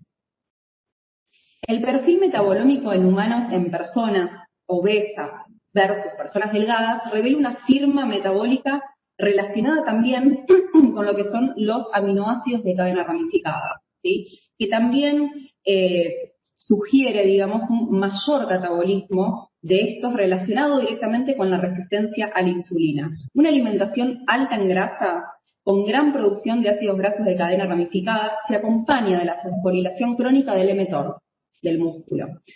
Estudios recientes han mostrado que la alimentación alta en grasa, como decía recién, provoca una acumulación de una amplia gama de lo que son las acilcarnitinas, ¿sí?, en el músculo esquelético, lo que genera la acumulación de estas especies de lípidos parcialmente oxidados dentro de la mitocondria muscular, lo cual contribuiría al inicio de lo que son las formas de insulinoresistencia.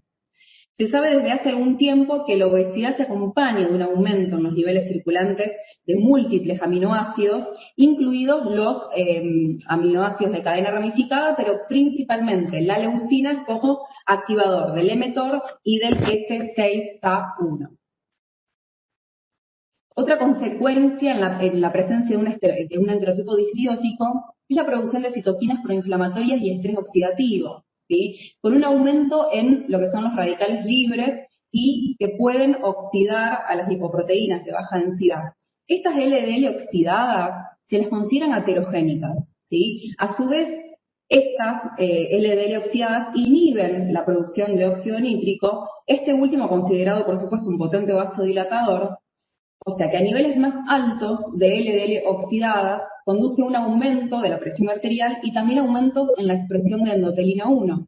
Estos mecanismos tienen una gran influencia no solo en la regulación de la presión arterial, sino también en la génesis de la aterosclerosis. Bien, vamos pasando ya al final. Hasta ahora, para resumir un poquito lo que dijimos, a punto de partida de una enterobiota disbiótica, se genera inflamación crónica sistémica de bajo grado por distintos mediadores químicos y moléculas de señalización. Y esta inflamación de bajo grado, que es común a prácticamente la mayoría, digamos, de las enfermedades crónicas no transmisibles que vemos hoy, diabetes, hipertensión, dislipemia, obesidad, cáncer, enfermedad cardio y cerebrovascular. ¿Qué podemos hacer para evitar esto? Bueno, sabemos que la disbiosis se genera por una pérdida de la diversidad microbiana y caída significativa de la producción de ácidos grasos de cadena corta, ¿sí? ¿Qué intervenciones podemos hacer?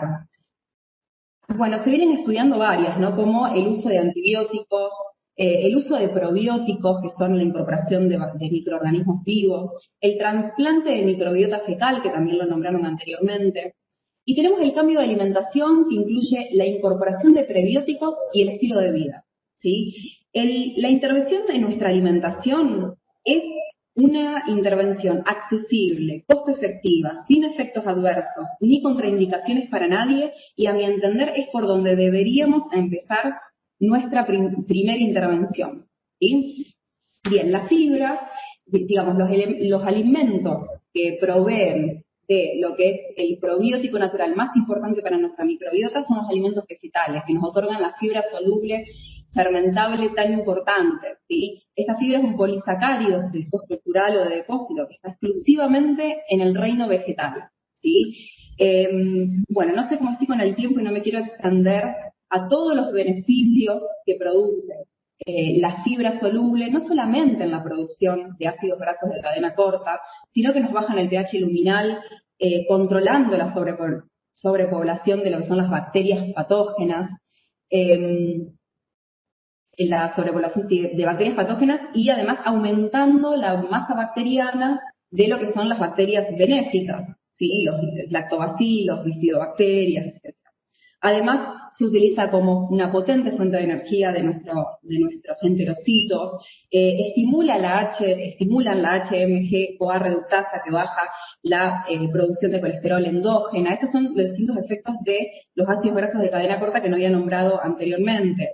Se cree que algunos pueden disminuir o controlar lo que sería el crecimiento de células neoplásticas a nivel de nuestro intestino, ¿sí? O sea, que tanto el consumo de fibra de origen vegetal como la producción de ácidos grasos de cadena corta nos traen múltiples beneficios en salud. Para terminar y ya cerrar con todo esto, la microbiota puede ser un determinante para nuestra salud en general y podemos mantenerla enferma o sana, ¿sí? Y tener una microbiota sana, según las decisiones que tomemos todos los días, puede significarnos vivir más años y más años en estado de salud, libres de enfermedad.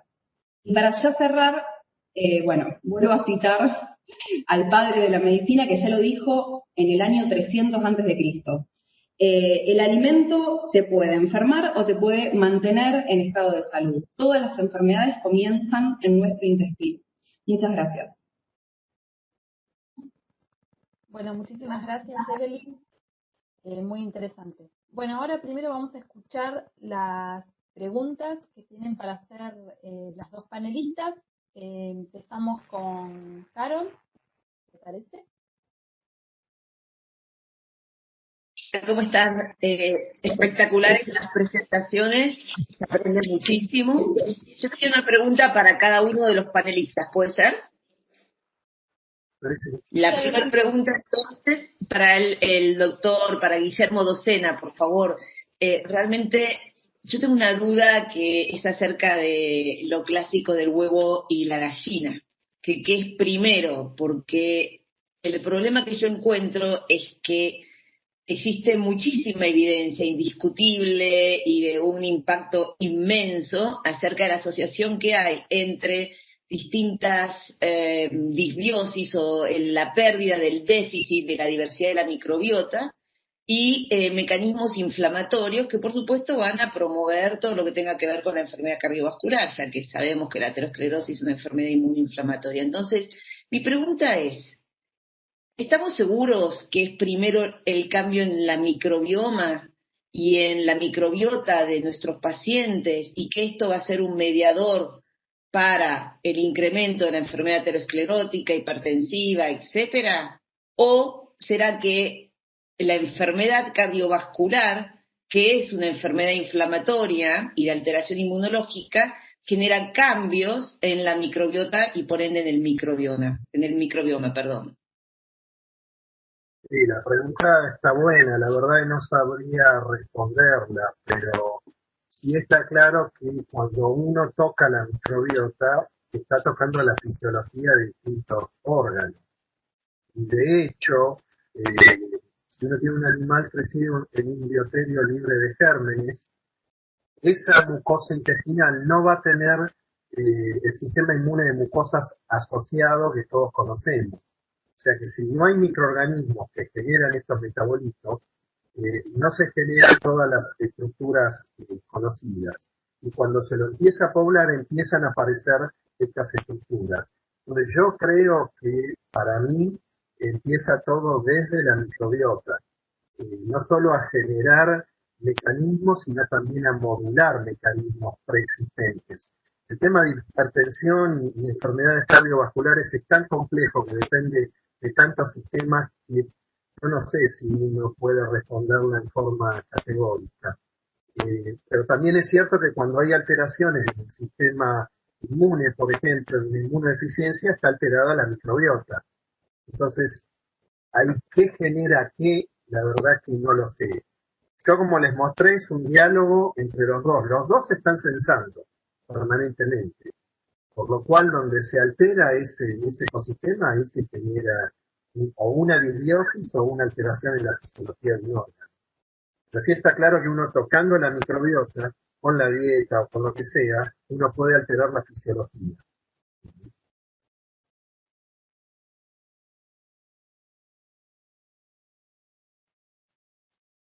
Muchas gracias. La otra pregunta era para Marcelo Choi. Marcelo, bueno, hemos compartido muchas actividades en hipertensión arterial, entonces realmente creo que puedes colaborar muchísimo en este tema y especialmente porque leímos hace poco y yo estuve presente cuando se presentó en un Congreso Europeo de Hipertensión Arterial a través de un grupo de Alemania, el profesor Wick, y lo publicaron en Nature en 2017 y ahora lo actualizó en 2019, la asociación que habría entre la ingesta de sal, una alta carga de ingesta de sal, y la pérdida, la reducción en nuestra microbiota de la vitalidad del lactobacilo como SPP, como especie general. Entonces, ¿esto por qué se asociaría a mayor hipertensión arterial? Ellos dicen que sería porque el lactobacilo participa en el metabolismo del triptofano y del 5-indolacético, y que esto haría que al haber menos 5-indolacético tendríamos como liberados a los linfocitos T helper 17. Esto nos llevaría a inflamación y hipertensión, sería el mecanismo que tanto buscamos, uno de los principales mecanismos que tanto buscamos de por qué la alta ingesta de sal no se aumenta la presión arterial. Y ellos lo hicieron primero en ratones y luego lo hicieron en un grupo de personas, dándole una ingesta de 12 a 14 gramos de sal por día, altísima, ¿no? Entonces, un poco, si esto fuese así y fuese que la ingesta de sal nos altera el lactobacilo y esto sería un mediador del incremento de inflamación y del incremento de la presión arterial, la pregunta es, primero, ¿qué pensás de esto? Y la pregunta del millón sería, ¿cómo hacemos para medirlo? ¿Cómo se puede medir hoy en día no solo lactobacilo en materia fecal, sino cómo hacemos, todos los que estamos escuchando estas charlas tan excelentes, cómo hacemos para evaluar la microbiota de nuestros pacientes, que parece algo alejado de los test diagnósticos a los que podemos acceder? Sí, muy interesante la pregunta, Carol. Yo te diría que todavía es muy temprano como para hacer esa asociación entre un factor como por ejemplo el exceso de sal y una determinada bacteria o especies de bacterias. Porque son tantas la cantidad de bacterias que inclusive estamos limitados desde el punto de vista técnico.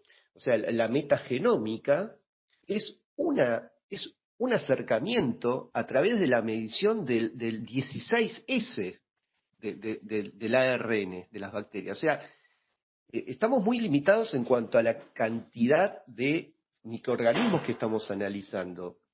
Eso por un lado. Por otra parte, también está descrito que el exceso de sal, además de reducir al lactobacilo, genera otras alteraciones en otros microorganismos que están relacionados con la síntesis de butirato. Es decir, que por ese lado también podría haber un aporte en los niveles de presión arterial y en lo que es la integridad inmunológica a través de este linfocito T, TH17. Obviamente que, bueno, son datos que van aportando a la comprensión de este sistema, que la verdad que es re complejo. Para mí va a ser muy difícil poder discernir y disecar realmente cuáles son las especies que realmente están afectando la regulación de la presión arterial. Por eso me parece que todavía es medio temprano, ¿sí? Que necesitamos muchos más estudios como para poder confirmar realmente si esto realmente es así. Con respecto a cómo estudiarlo, bueno, todo esto lamentablemente es todo a nivel experimental, es todo investigación. Son estudios que realmente son muy costosos, muy específicos y todavía tampoco están tan estandarizados, ¿no? Este hecho de que se evalúe una determinada franja de bacterias te está dejando al azar un montón de otras que ni siquiera sabes cuál es la funcionalidad que tiene, y tampoco así como solamente estudiamos pocas bacterias, imagínense la cantidad de metabolitos que no estamos analizando. Entonces es como que estamos mirando todavía una parte de la película, de una película muy larga, y por lo tanto vamos a tener que ser un poquito más precavidos a la hora de las conclusiones, ¿no? No sé si los otros panelistas, los otros disertantes quieren agregar algo en especial con respecto a este tema que... Sí, lo último que dijiste, me parece es muy importante. Se está viendo que hay muchos más virus que bacterias, muchos bacteriófagos. Es enorme la cantidad. Y eso, cómo te altera la comunidad de bacterias, no se sabe. Se está empezando a entender. Acá en nuestro país todavía no hay laboratorios que realicen, que hagan ensayos de metagenómica, es decir, secuenciar todos los genomas de una microbiota. Sí se pueden hacer ensayos mucho más sencillos de screening, como para ver la relación, como se dijo, Firmicutes bacteroidetes, o también se puede secuenciar el gen que codifica para el G6S. El resto es muy fácil resolverlo mandando la muestra afuera, no cobran mucho. Creo que no justifica montar este tipo de laboratorios en nuestro país. Por otro lado, con la pregunta que hicieron de la sal, ojo, ahí les puse que la sal activa el inflamasoma, que es una vía importante en estas patologías inflamatorias. Y cuando se induce en un modelo animal una disbiosis, justamente lo que se está induciendo o activando son vías de inflamasoma. O sea que ahí podría haber una interrelación entre sistema inmune y disbiosis generado por la sal de la vida. Bueno, y la última pregunta entonces para la doctora Evelyn Reh, ella que está en la práctica clínica desde el área de... ¿Perdón? Evelyn, que está en la práctica clínica desde la nutrición, también preguntarte si específicamente en lo que mencionaste del eje cerebro-microbiota, que me parece importantísimo, si alguna de las recomendaciones acerca de la nutrición que podemos tener has estudiado o tenés evidencias que puede estar relacionada con la reducción del riesgo de deterioro cognitivo y de demencia. Sí, bueno, yo de hecho lo utilizo bastante, como decías vos, en mi práctica clínica. Creo que ir a lo que es la intervención en la nutrición, como decía antes, es lo más costo efectivo, lo más seguro, porque no tiene efectos adversos y no tiene contraindicaciones para ningún paciente. Y con lo que es, digamos, el riesgo cardiovascular, es notorio el complementar la terapia médica tradicional con un cambio de alimentación transicionando hacia una alimentación basada en plantas, la realidad que se puede ver en la analítica, no solamente en los parámetros clínicos, sino en la analítica del paciente, cómo va haciendo su evolución y cómo va bajando la inflamación crónica que se puede ver en sangre con reactantes de fase aguda y también con otros niveles que uno puede medir. Y con respecto a lo que me preguntabas, bueno, yo hablo mucho con personas integrantes de SAMEB, que es la Sociedad Argentina de Medicina del Estilo de Vida, y dentro de este grupo de personas que fundaron la asociación en Argentina, hay una neuróloga que habla muchísimo sobre el prevenir el deterioro cognitivo a través de un cambio de alimentación. Porque, como dijimos antes, todo se piensa que el gatillo es a nivel intestinal. Todo el proceso inflamatorio sistémico que así como afecta el corazón, afecta el riñón, afecta el cerebro, porque en todo el cuerpo uno tiene endotelio vascular, entonces también habría impacto en lo que es la cognición y como decías recién, los trastornos, a nivel cognitivo o del sistema nervioso en general. Así que, nada, no sé si quieren agregar algo más los demás disertantes, pero esa es mi experiencia en cuanto a lo personal.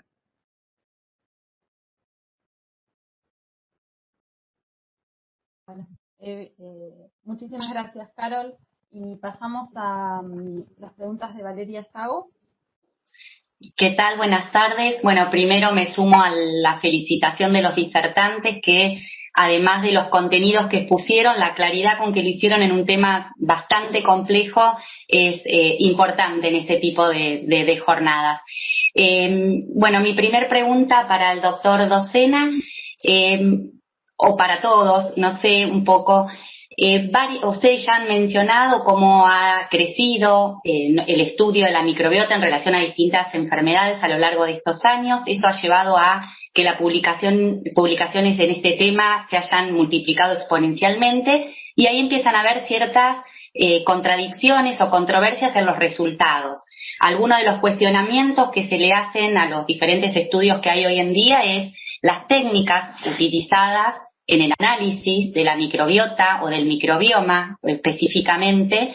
Eso no sé cuál hoy en día, si bien el doctor Docena mencionó cómo fue evolucionando la técnica, hoy en día cuál es la más apropiada. Esa es una pregunta. Y si me permite otra asociada también de los cuestionamientos que se hacen hoy en día es la falta de, podemos decir, un gol estándar. ¿Cuál es la microbiota saludable o control ideal? ¿Contra qué comparamos cuando evaluamos la microbiota de un individuo que encima no es para nada sencillo interpretar los resultados? Esas son mis dos preguntas para el doctor. Bueno, la última está muy buena. O sea, cuando uno habla de disbiosis, tenés que saber es con respecto a qué está alterado. Y eso es algo que se está modificando porque cada vez más se van describiendo distintos factores que la alteran. Algunos ya se sabe, la edad, el hábito de vida, etcétera. Pero hay otros factores que todavía no. Por eso es importante ver los ensayos clínicos, contra qué lo comparan. Yo creo que es fundamental esa pregunta. Todavía no está claro del todo a qué llamamos disbiosis normal. Hay algunos factores o parámetros que sí se pueden ir tomando como de referencia, pero es algo que está cambiando. Y bueno, el método más, digamos, que da más información es cuando se secuencia todo el genoma, digamos, los ácidos nucleicos que hay en la muestra. Pero, digamos, depende de lo que uno quiera ver. Si quiere identificar un nuevo componente, no queda otra que ir a eso. Ahora, si uno quiere ver si hay una disbiosis o una alteración en general de algunos feelings, con los métodos más generales de electroforesis puede dar una aproximación. Y luego ir siquiera a los de secuenciación de genes como el de 16S, que es un poco la impronta de cada bacteria, pero claramente lo que hay que hacer es secuenciar todo el genoma. que como les decía que acá no se hace. Pero a mí me parece que es fundamental definir lo que es un microbioma normal. A partir de ahí vamos a saber qué es disbiosis y después asociarlo a una patología. Perfecto, incluso en cada región, ¿no? Deberíamos tener patrones propios, porque hay mucha variabilidad también. Gracias, doctor. Hay una pregunta más. ¿Es suficiente una sola muestra de un individuo en un momento concreto para determinar o definir su microbioma? Y vas a tener la foto en ese momento. Yo creo que, pero esa foto puede servir si uno ve un cambio muy alterado en mi cutis bacteriológica, por ejemplo, eso ya puede dar una sospecha de si estamos ante una disbiosis o no. Lo ideal sería ir haciéndolo durante un tratamiento, durante una intervención. Pero bueno, acá estamos muy limitados. En otros países es muy fácil hacerlo porque, digamos, es lo mismo procesar una muestra o 500 muestras, y por eso es que nos dan también acceso a establecer colaboraciones, porque, digamos, más allá de la idea de colaborar o de darnos acceso a algo que saben que acá no tenemos, a veces les cuesta exactamente lo mismo. Entonces, en lugares donde están estos consorcios que han establecido estos programas de análisis, esa pregunta se va a responder mucho más fácil que desde acá. Acá estamos muy lejos todavía. Exacto. Coincido con usted plenamente. Bueno, tengo una pregunta para el doctor Choi. Marcelo, vos, dentro de todos los mecanismos que se han propuesto de esta relación entre disbiosis y hipertensión arterial, vos mencionaste 3 específicamente, si mal no recuerdo. De esos mecanismos, ¿hay alguna de esas vías tiene más prevalencia o más importancia, más peso, o todas están más o menos en el mismo nivel, desde tu punto de vista? A ver, quizá buscando, si uno ve la evidencia que existe hoy en día, quizá lo que está mejor caracterizado es el tema de los ácidos grasos de cadena corta. Eso es donde más se ha avanzado, inclusive se han caracterizado a los receptores a los cuales se unen, y yo te diría como que quizá ese mecanismo sería como el más caracterizado. Después, de todas esas que mostré, la verdad que quizás tendría que ver el tema de de estos metabolitos, ¿sí?, que se generan, que tienen acción proaterosclerótica, como el paracrisil sulfato, el indol sulfato y la trimetilamina N-óxido, que también hay muchísimos estudios, ¿sí?, que como mostró también Evelyn, que no solamente lo relacionan con la salud cardiovascular, sino también con otras enfermedades, ¿no? Y después los otros mecanismos todavía son como para determinadas situaciones, ¿no? Esto que yo les mostré de la sal sensibilidad es bastante específico, es un mecanismo, ¿sí?, demostrado, pero solamente en unas condiciones experimentadas dadas, ¿no? Pero así en general te diría que esos dos son como los más resonantes al día de hoy.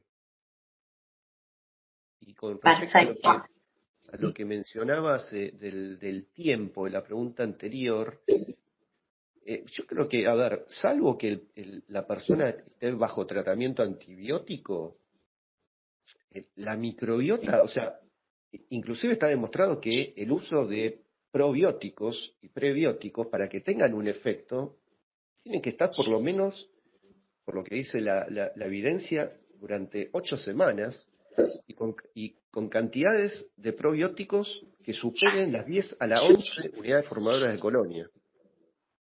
Recién, con esa cantidad y ese tiempo, se observa una alteración de la composición que tiene repercusiones en algunos parámetros, ¿sí?, fisiológicos. O sea que yo te diría que no es como la presión arterial que varía latido a latido, los valores. Yo te diría que la composición de la microbiota, salvo estas excepciones que te digo del uso de antibióticos o determinadas determinados fármacos que se demuestran que puede llegar a modificar la composición, yo te diría que dentro de todo creo que es bastante estable, ¿no? Gracias. Si bien, como ya mencionamos todos, estamos como bastante lejos todavía de poder analizar e interpretar los resultados de la microbiota en la práctica clínica, o sea, estamos como muy alejados. ¿Cómo ves vos el uso de algún biomarcador, ¿sí? Alguno de estos metabolitos derivados de la alteración de la microbiota, ya sea estructural o funcional, como un posible biomarcador de riesgo, pronóstico o seguimiento del paciente renal? Alguno de estos que vos ya mencionaste.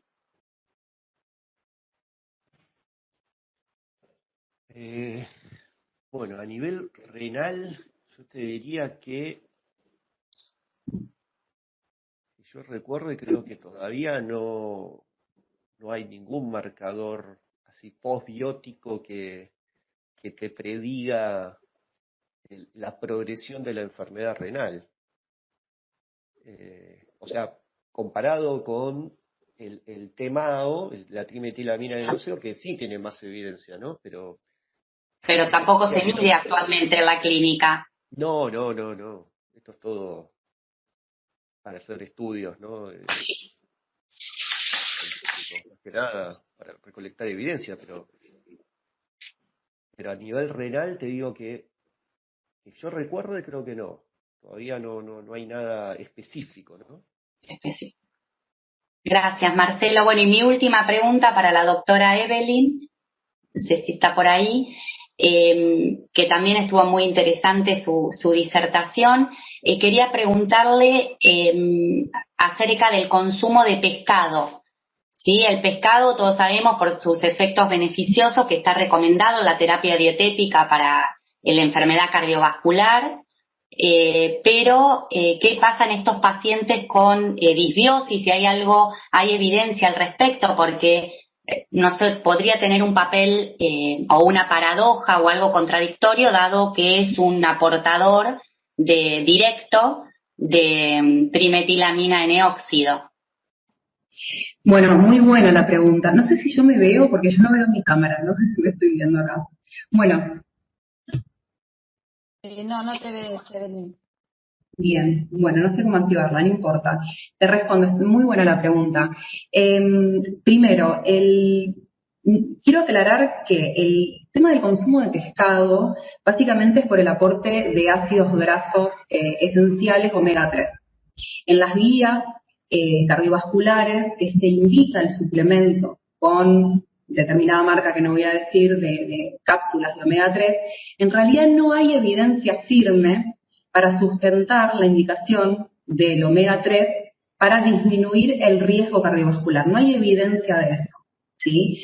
Cuando se estudió el impacto de la dieta mediterránea, que es aquella que aporta, que contempla el consumo de pescado, digamos, como gran aporte de omega 3, se vio que en realidad el impacto beneficioso en la salud cardiovascular era por el alto consumo de frutas y verduras, y que en realidad el pescado tenía un efecto neutro en lo que era la salud cardiovascular. Hoy por hoy, recomendar el consumo de pescado hay que tener cuidado porque tiene, digamos, en su composición por la contaminación ambiental que tenemos hoy, grandes disruptores enzimáticos, disruptores hormonales, quiero decir, viene con una gran carga de metales pesados, como mercurios y demás, por eso también en las embarazadas a veces hay que tener cuidado. Entonces está un poco cuestionado el tema del consumo del pescado. Y con lo que me preguntabas antes, respecto a eso, básicamente es si presenta como precursor de la trimetilamina la acetilcolina y la L-carnitina, que en nuestra microbiota produce óxido de trimetilamina. El problema es que no es en sí el alimento, o el tema de discusión, no el problema, lo que siempre se plantea. No es el alimento en sí, sino la microbiota el que lo produce. Entonces, depende de la microbiota que uno tenga, que va a tener mayor o menor producción de óxido de trimetilamina. Por eso cuando se estudia la producción de este metabolito, que es tan heterogénico, en grandes poblaciones que hacen alimentación basada en plantas y alimentación omnívora, unas tienen grandes producciones y las otras bajas, pero no por en sí el alimento, sino por la microbiota que contiene cada población. Bueno, no sé si te respondí. Sí, muchas gracias, Evelyn. Yo lo último que quiero hacer es una acotación, que se habló, o sea, bastante de los metabolitos que derivados de la alteración de la microbiota sobre la enfermedad cardiovascular, y con respecto a la enfermedad cardiovascular aterosclerótica, no nos tenemos que olvidar que uno de los actores principales son las lipoproteínas. Evelyn, vos mencionaste en alguno de los mecanismos a la LDL oxidada, que todos sabemos su carácter aterogénico, pero hay dos lipoproteínas que son de síntesis intestinal, que son el kilomicrón y la HDL. Entonces, esas lipoproteínas tienen una importancia o cobran relevancia cuando se analiza la microbiota, porque alteraciones en la microbiota pueden alterar la síntesis y secreción de estas lipoproteínas, de las cuales una es proaterogénica, porque el kilomicrón, sus remanentes son aterogénicos, ya está totalmente comprobado, y la otra cumple un rol antiaterogénico. Así que bueno, que las lipoproteínas de síntesis intestinal también cumplen un papel importante en ese mecanismo, más allá del proceso inflamatorio generado en la aterosclerosis. Así es. Bueno, muchísimas gracias, Valeria. Vamos a hacer algunas de las preguntas que nos han puesto en el chat. Hay varias, así que bueno, leo algunas.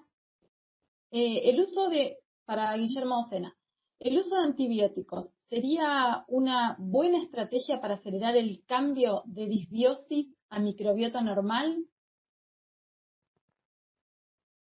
Yo lo considero al revés. El antibiótico que genera una alteración, que genera la disbiosis.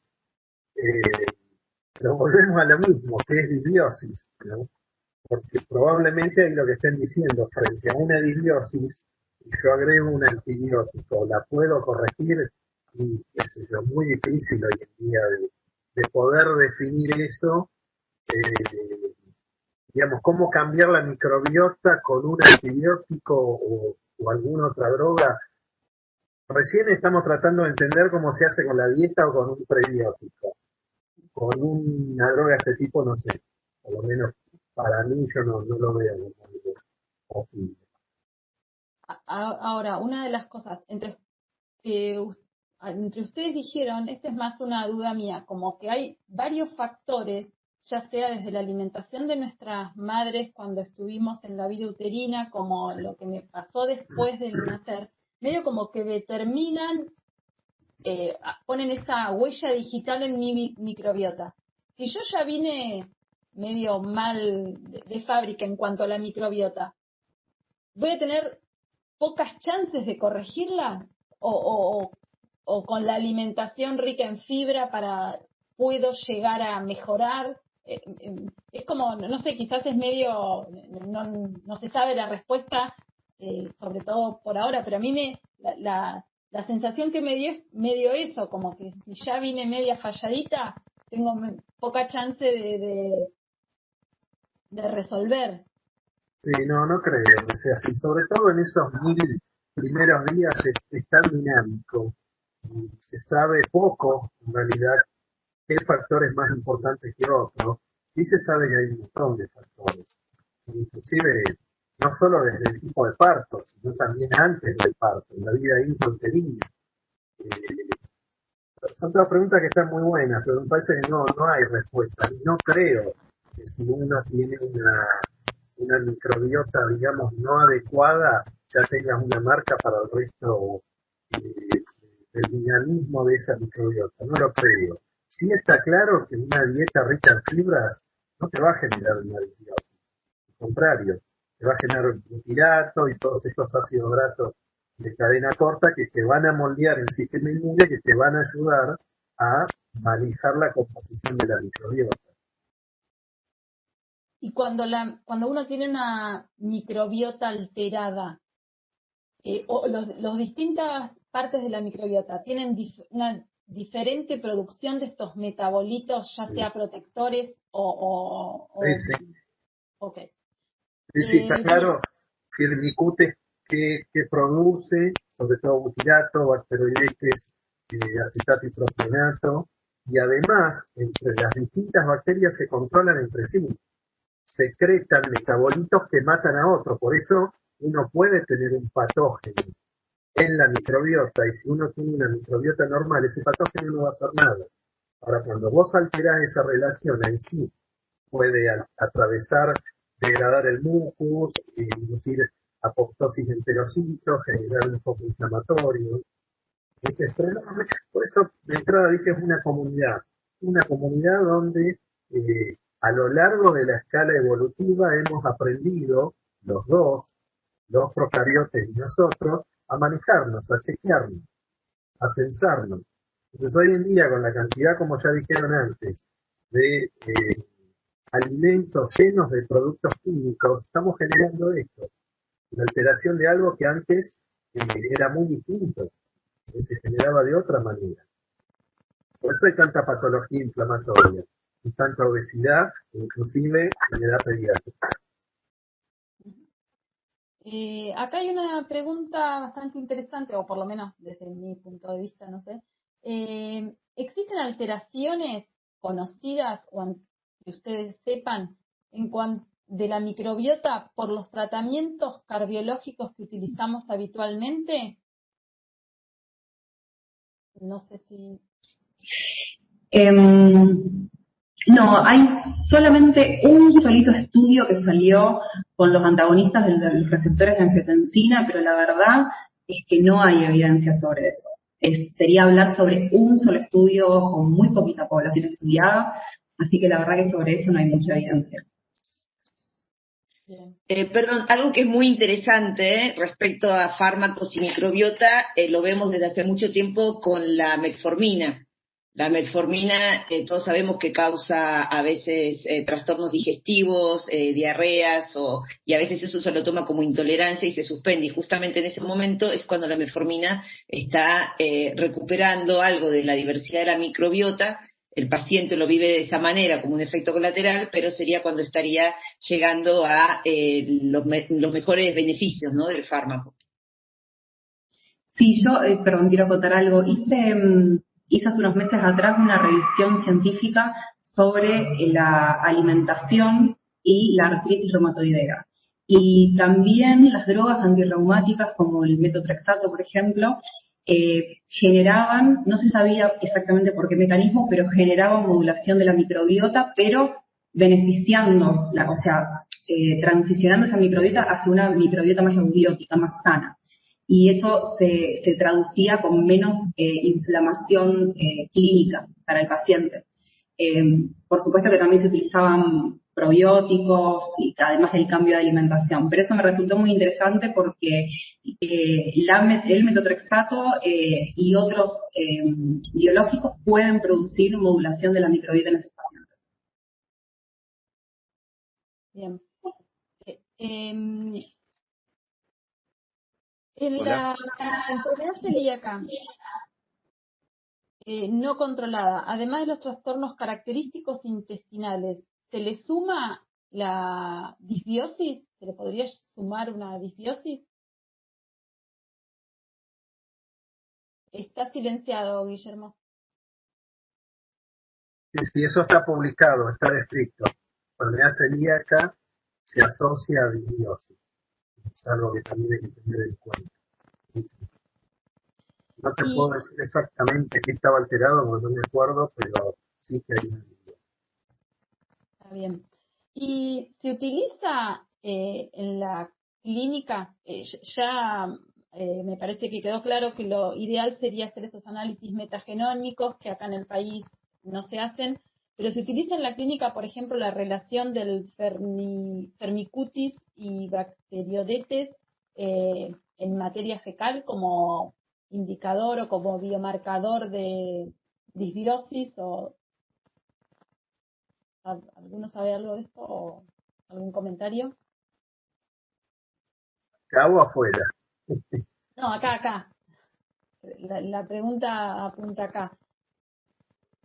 No, pero volvemos a lo mismo porque necesitas el análisis metagenómico, analizar el DNA 16S hay que hacer el barrido y ver las regiones de hipervariabilidad B3 y B4 que son las más utilizadas, y de ahí caracterizar las taxas que estás viendo, ¿no? Por eso, a nivel, digamos, ahora para estudios en pacientes, no en la Argentina, sí a nivel experimental, que uno no trabaja con animales, y también en protocolos que están adheridos con el estudio de esos pacientes para analizarlos, pero no, digamos, como lo que fuera ambulatorio o para un estudio especial. Esas muestras se mandan afuera. Pero algo acá se podría hacer, asociando estos grupos que hacen, al menos, eso se podría hacer. Acá en La Plata, en el CISCA lo hacen, en la Facultad de Ciencias Exactas se hace. Obviamente que, como dijiste, a nivel de trabajo de investigación.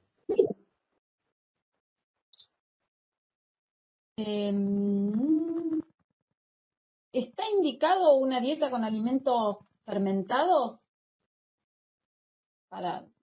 Asumo que es para las disbiosis. ¿Puedo dar mi opinión sobre los fermentados? Porque primero hay que, por ahí, los fermentados son probióticos, ¿no? Lo que hacen es administrar microorganismos vivos. Muchas veces hay que diferenciar lo que es un probiótico de uso comercial que los caseros, por empezar. En los caseros uno muchas veces no tiene el control de la cepa que crece ni la unidad formadora de colonias que tiene. Entonces, muchas veces puede tener un efecto neutro eso. Por eso tiene que viajar por todo nuestro aparato digestivo y llegar vivas al colon. Aunque también se ha visto que fragmentos de esas bacterias, aunque no lleguen vivas, también generan un efecto a nivel de la microbiota. Pero distinguir básicamente eso, ¿no? Que si uno quiere hacerlo en forma de tratamiento, un fermentado casero no sería lo ideal, porque como dijeron bien algunos de los disertantes, no me acuerdo quién fue, que tenía que tener muchas unidades formadoras de colonia para que ese probiótico sea efectivo. Entonces, por ahí el fermentado puede ser de un uso culinario, pero por ahí no como un uso terapéutico. Coincido con Evelyn. El principal problema que tenemos hoy en día con toda la evidencia es que no hay una dosis mínima eficaz establecida. Son tan diferentes los preparados, las dosis, las cepas, la duración del tratamiento, que por el momento no hay nada estandarizado en cuanto a qué tipo, qué cantidad, qué duración de probiótico y qué tipo de prebiótico en caso de dárselo en forma de simbiótico, ¿no? Las dos cosas al mismo tiempo. Sí, yo un poco descreo con todo lo que es probióticos, más allá que uno pueda controlar la cantidad y saber más o menos cuánto puede estar llegando, que es totalmente empírico. Por eso lo que es trasplante de microbiota funciona. Estamos trasplantando una comunidad de microorganismos, sacada de un individuo que tiene un microbioma sano. Entonces el problema de los probióticos está claro, no tienen efectos adversos. Entonces no van a hacer nada, pero tampoco estamos muy seguros que tengan un efecto benéfico. No hay muchos trabajos que han demostrado, o muchas patologías que han demostrado en forma consistente que tienen un efecto benéfico. Por lo menos esa es mi visión. Pero para mí lo que es trasplante de microbioma eso sí tiene otra potencia. Bueno, creo que hemos abarcado casi todas las preguntas, quizás quedó alguna media perdida de la que no hemos hablado, pero vamos a preguntarles a los disertantes y responderlas a través de la página web. Les agradezco mucho a la audiencia, a los disertantes, a los panelistas, y quiero anunciarles que el viernes que viene tenemos un nuevo encuentro a las 18 horas por el mismo canal. Bueno, muchísimas gracias a todas, a todos y nos vemos. Muchísimas